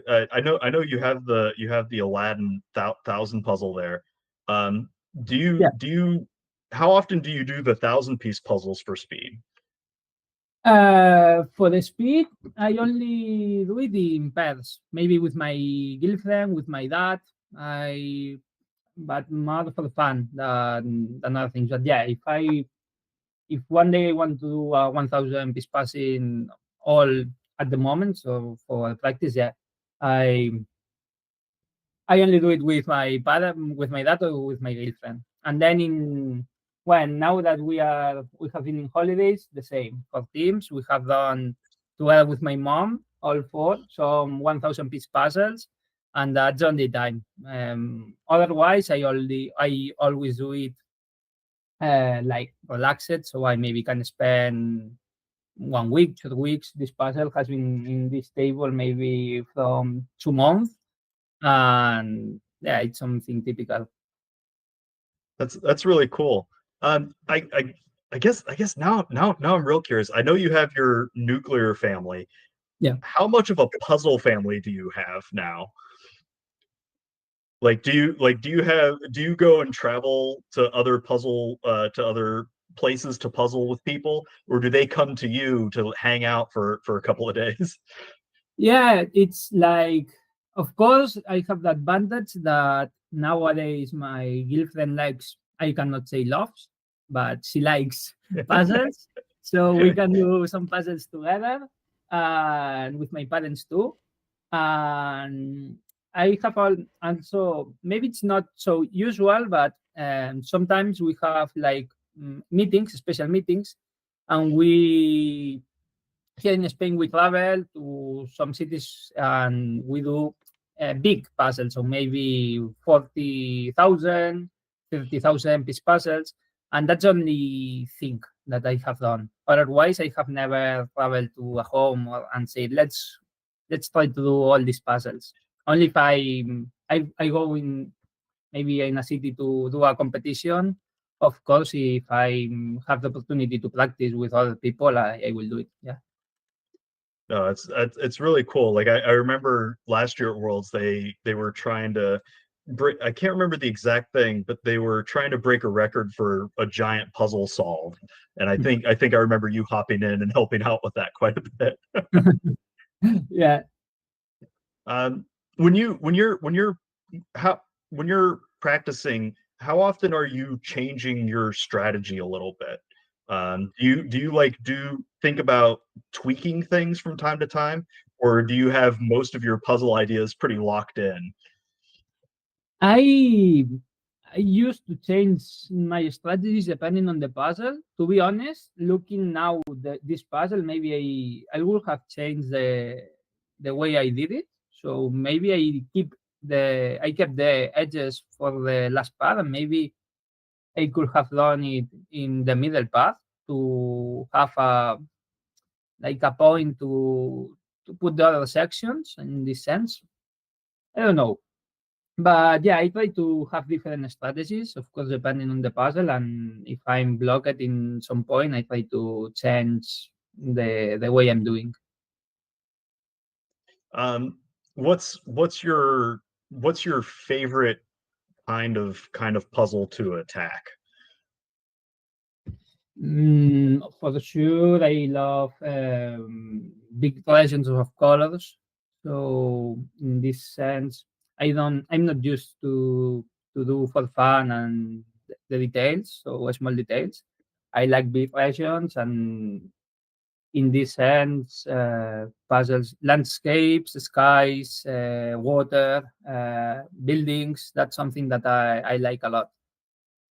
Yeah, the one of the other competitions you were in this past weekend, I think it was the Chikari one that had a lot of water and little buildings Yeah. on there. So that really played to your Yeah, strengths. that once from Chicago that I did it, I love it. I love this image because I believe it's more my type. It has some details, some specific areas, but it has skies, mountains, water, a house with big regions, so maybe 20, 30 pieces to put it together, and that helps a lot for me at least. If a puzzle, I imagine a lot of puzzlers, whenever it's whenever it's an image that really suits them and it comes out of the box, there's this moment of like, yes, let's go, and then you're excited the whole time. How do you react whenever it's a image that's not suited to your style or how or things that you're good at, and how do you push through that in order to still go very quickly? Yeah, I believe it's difficult because of course we love doing puzzles, and I believe each person has its own desires and feelings. And in this sense, for example, for this one, it's not my favorite type. And then when I saw it, it was like, okay, it will be like a little bit tricky, so a good challenge to do it, and let's see how to do it. I try to be always positive. Um, and the worst things, it's that for me, the worst things that can happen is to open the box and see a puzzle that I have already done, because I don't like to repeat puzzles. It For me it's boring. It's like I don't like it. And if it's new, it's always positive for me. Yeah. Well, I imagine it's hard to find puzzles that you haven't seen before. Whenever you've done a whole bunch, um, are you I imagine you're really excited for like the world's finals rounds where they are unpublished puzzles. Yeah, Um, exactly. Are Yeah. you like I guess are you is there any part of you that's a little worried that if you haven't seen it before, that might be the difference between not coming in first versus versus winning the whole thing? Well, it's different. I believe it's if the puzzle is new and no one has done it. I believe it's like we are all in equal options to do it. And in this sense, for me, it makes it better and more enthusiastic to do a puzzle that you know that. And today we can say that in the World Championship final, you will do a puzzle that nobody in the world has already done it. So there are no chances that someone has done it and say this is the best way to do it, or whatever. In this sense, I love that in the World Championships, the final, it's a new puzzle. Um, do you ever get your family to like hide puzzles from you, so that way you don't know what it is? What? Sorry? Does your family ever hide a puzzle from you, or like bag it and seal it as like make it a mystery for you, so that way you don't know what it is before you try it? My dad sometimes buy puzzles from me, and he keep it safe it at home. And then when I want to train, for example, I know that he has already bought 4 or 5 new puzzles from Ravensburger. And in September, after the work, when I have holidays, I will do it. I will do them. For now, they are at home. I told him that if he wants to do it with my mom, they can do it. And after that, he can say me if he finds difficult or not. And in September, I will do them and see what they found. I know one of the every so often I'll get a new puzzle and I try to hide it somewhere in the house, so that way my partner doesn't know, doesn't accidentally stumble across it and be like, oh, now I know what it is. so it's always interesting to see how people like hide the puzzles from others. So yeah, you mentioned that you don't tend to redo a puzzle again. Is that just because it's solved and you know how to do it? Because I know other puzzlers like to redo the same puzzle a handful of times to try to like get their mechanical speed up or just practice a certain aspect of it.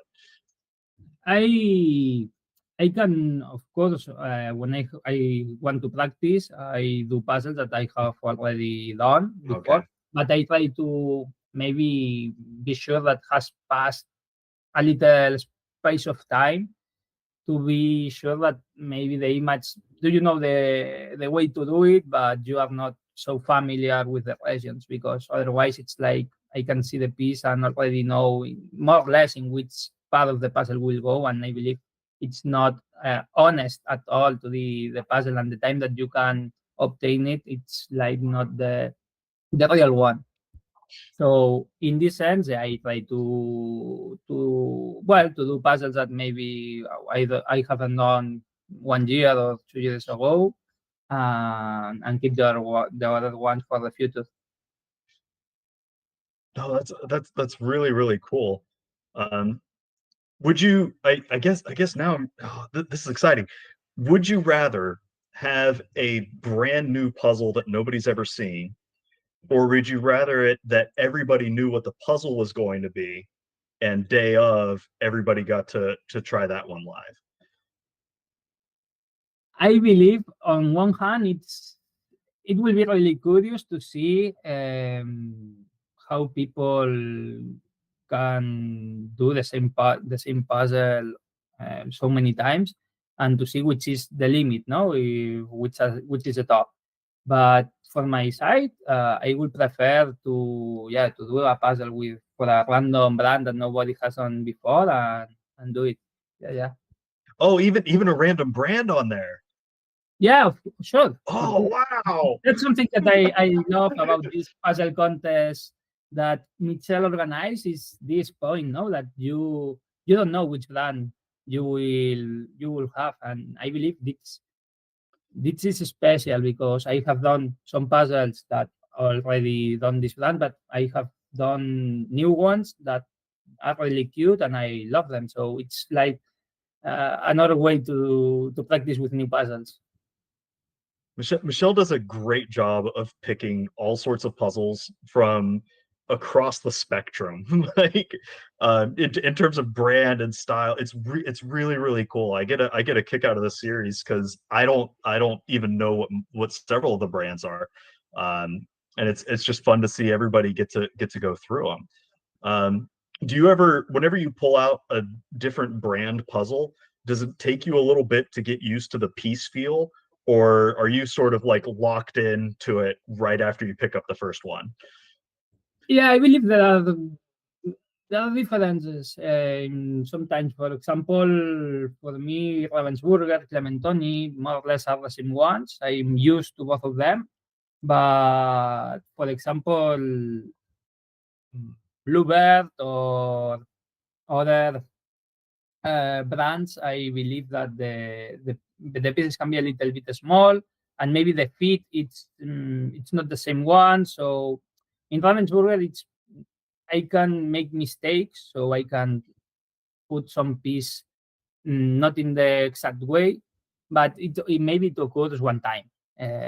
But with other brands, I have several times in Yukari last week contest. It happens a lot that I put some pieces and were not in the correct position, maybe 5-6 times. So that's something that it's interesting to see. Well, it might feel awkward at the moment, but for me watching, it's always really fun to see people have that light bulb moment of, oh, all of this just goes over here. Yeah.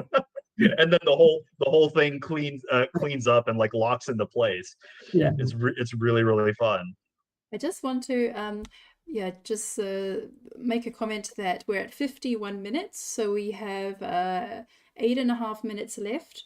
We have Christina, Lisa, Kirsty, and Richard left. So don't don't let back. Like keep up the pace and just get as many pieces in as you can. Yeah, so we've got 8 minutes, so just keep on going there. Keep pushing, everybody. You got this. Yeah. And it's fun seeing all the different like table types that people have. Christine's on a black table. It looks like some people are using poster board. I know that at the DC competition, that where Emma Pan got first place on this puzzle with like 53 minutes, something like that. They were on circular tables and we're only using half of that. Wow. So it was a very strange table setup for them. Alejandro, do you have a table setup that you prefer? Like have you ever tried puzzling on a triangle table? No, not really. Last year it's curious because 1 week before the World Championship, I had a conference in Romania for work, and I was there. And I was wishing that in the hotel maybe I could have a big table to do puzzles, but was not the case. And I had like a small round table that I used to do some puzzles to train at least a little bit. But otherwise, at this special situation, I always like to do puzzles at my home, at my apartment. I have a white panel that the ones used for the competitions, and I used to do the puzzles there. How beat up is the banner? Like, does it have fingerprints like marked into certain spots where like you shove the corners in? Yeah, it's well, I have to change it in maybe some days. Alejandro, That's really cool. I have a question. So Yeah. from what I could see from the Spanish results on the AE Puz website, it looks like Yes. you've had like a winning streak for 3 years. How was it like were you like shocked or upset like when you came second to Kristen in the Euro Jigsaw Jam? Was that a surprise for you, or is it kind of a bit of a relief to have some of the pressure off? Well, it's to be honest, I have done a lot of contests in Spain. It's true that the ones organized by the Spanish association, these 3 years I have won all of them, but I have participated in other contests in teams or in pairs that don't appear on this website, and I finished second all the time. So it's not something new for me. And of course, now here when I have to compete against Christine or other people, Chiara that I know, Marqueta, Jana from Czech Republic, I know that the level is the top one of the world. So it's not something that it annoys me in this sense. So it's okay. I believe it's normal that someone can beat me, not here but also in the World Championship. So it's, for me it's normal. I don't think about it a lot. Mm-hmm. I think it was really interesting after Misfit Toys, where you came fourth. I wrote to you the next day and I was kind of apologizing. I felt bad. I said, sorry about last night, like that the puzzle was like, so tricky. And I really appreciated your response. You were like, no, it was great. It was like, I love that there was a mystery. It was such a good surprise, and it always teaches me something new. And I think that's such a good attitude to have, that, yeah, you've always got to be ready for something new. And yeah, it just surprised me. It kind of made me relieved as well. Like, yeah. No, that's true. Most people in some interviews that I have already done ask me to say some tips for other participants, and I always try to say the same. Try to practice with a lot of different kinds of puzzles, and of course, I want to do for myself. And with this contest, with this type of puzzles like the Misfits, it helps me a lot in this sense to find a puzzle with different sizes of pieces with a style that I have not used or I have not already done before I remember, something like that, and it helps a lot.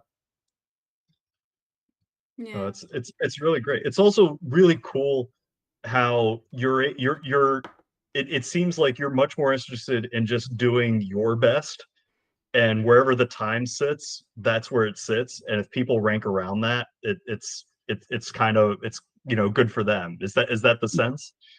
Yeah, exactly. I believe the good point of mm,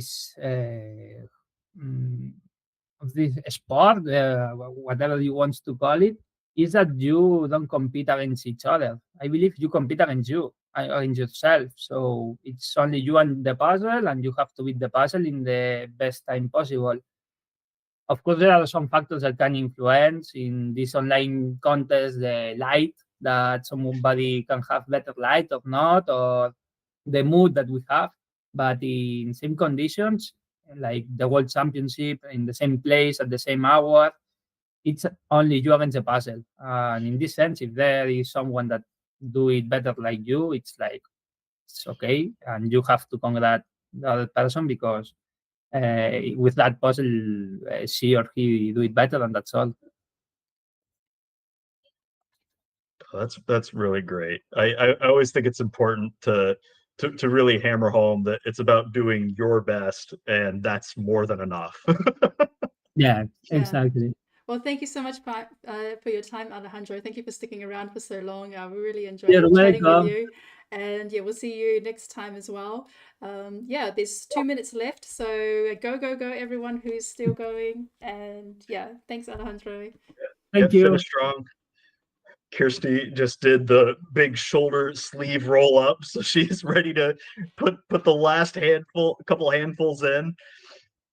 It's always fun to have that like second wind at some point, where even though you've been slogging through a puzzle, to just go, all right, I'm going to aim and get 5 of these in as quickly as I can, and turn that crank, and then keep feeling that progression going.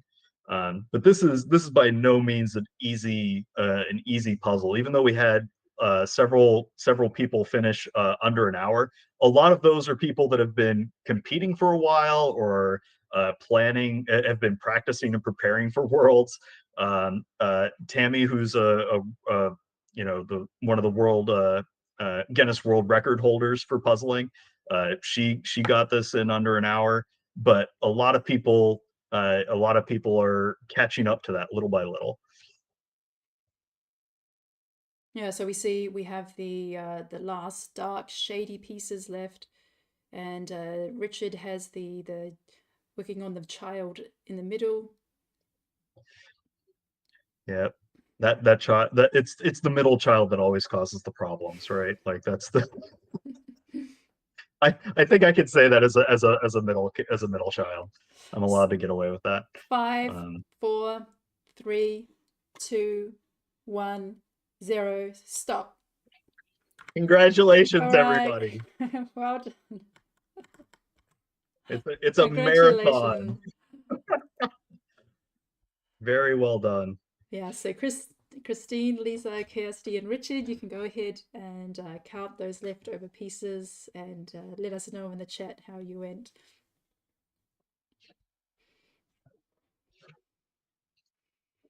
Very, very excited for everybody that stuck it out to the end. All the finishers that are high at, like, in the fast speed lane. Like, it's really, really cool to see the community still growing. And it looks like most people have around 50 pieces left. So if you do this a second time, you're definitely going to get there. Oh yeah, yeah. Thanks. If you Thanks, do it again, Christine. you're going to be able to crush it.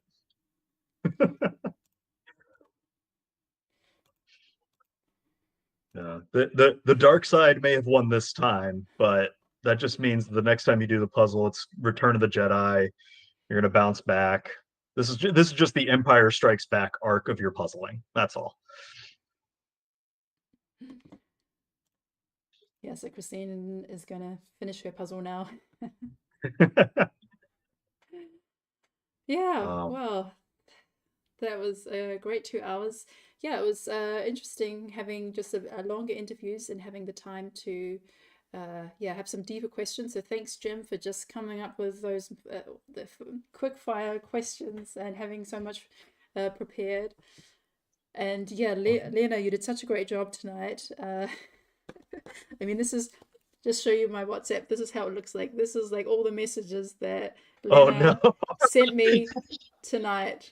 Like that Oh was like hello, wow. good morning, and just checking everything's all right. So it's yeah, quite an intense time. And yeah, Lena, how was it for you? I wasn't as overwhelmed as last time because I did it before, so I know what to expect. And I had a plan this time, so I came into the meeting and started. As soon as the time started, I looked at my screen and saw everyone that wasn't on my first 48 people that I could see. Because those don't rotate if I pin some. So I wrote down the names of those 10, 12 people that I didn't see on the big screen with all the little tiny windows, and checked on those 10 to 12 people every couple minutes. So I had a very good look at everyone all the time. So that was a nice plan and it worked very well. Yeah. That's a good idea to have like, yeah, have the tile format, have basically as many people as possible on the screen that you have the overview, and then just be aware of those that are not there, and just, yeah, go back and check on them time to time by pinning them. So yeah, maybe it's something to yeah, keep in mind for people in the future who are assisting me, and that's really great. Like every time we get this feedback and somebody says, oh, I tried this and that worked better, and then I can add it to like the guidelines for the future people. So yeah, because I felt like you were so on top of it tonight, and yeah, I think we got most of the finishes. I felt like we were like really Yeah, I think we missed Yara, but that was on me because I thought you had the look on her because she's almost always very fast. yeah. But I mean, No, that was good. Kiara finishes so strongly so often that she's gotten a lot of screen time. So yeah. Yeah, so thanks everyone who's been following along and commenting, and those who stuck around to the end. Claudia, SJ, Rika, Catherine, and Hannah. And yeah, so Cassie and Christina can finish their puzzles, and yeah, we'll see you all again. We're having a bit of a break. The next competition is the 25th of August, just because I'll be on holiday, but also when I come back, we have the trio competition, and I just need some time to focus on that. Yeah, so we'll see you again. you mean you don't do everything all at the same time? Well, I could have like the full day of competition and then do one in the evening, but you know, I might be flat. I might be flat on the floor by that time. All right, thanks everyone, and we'll see you next time. Have a good one. Thank you.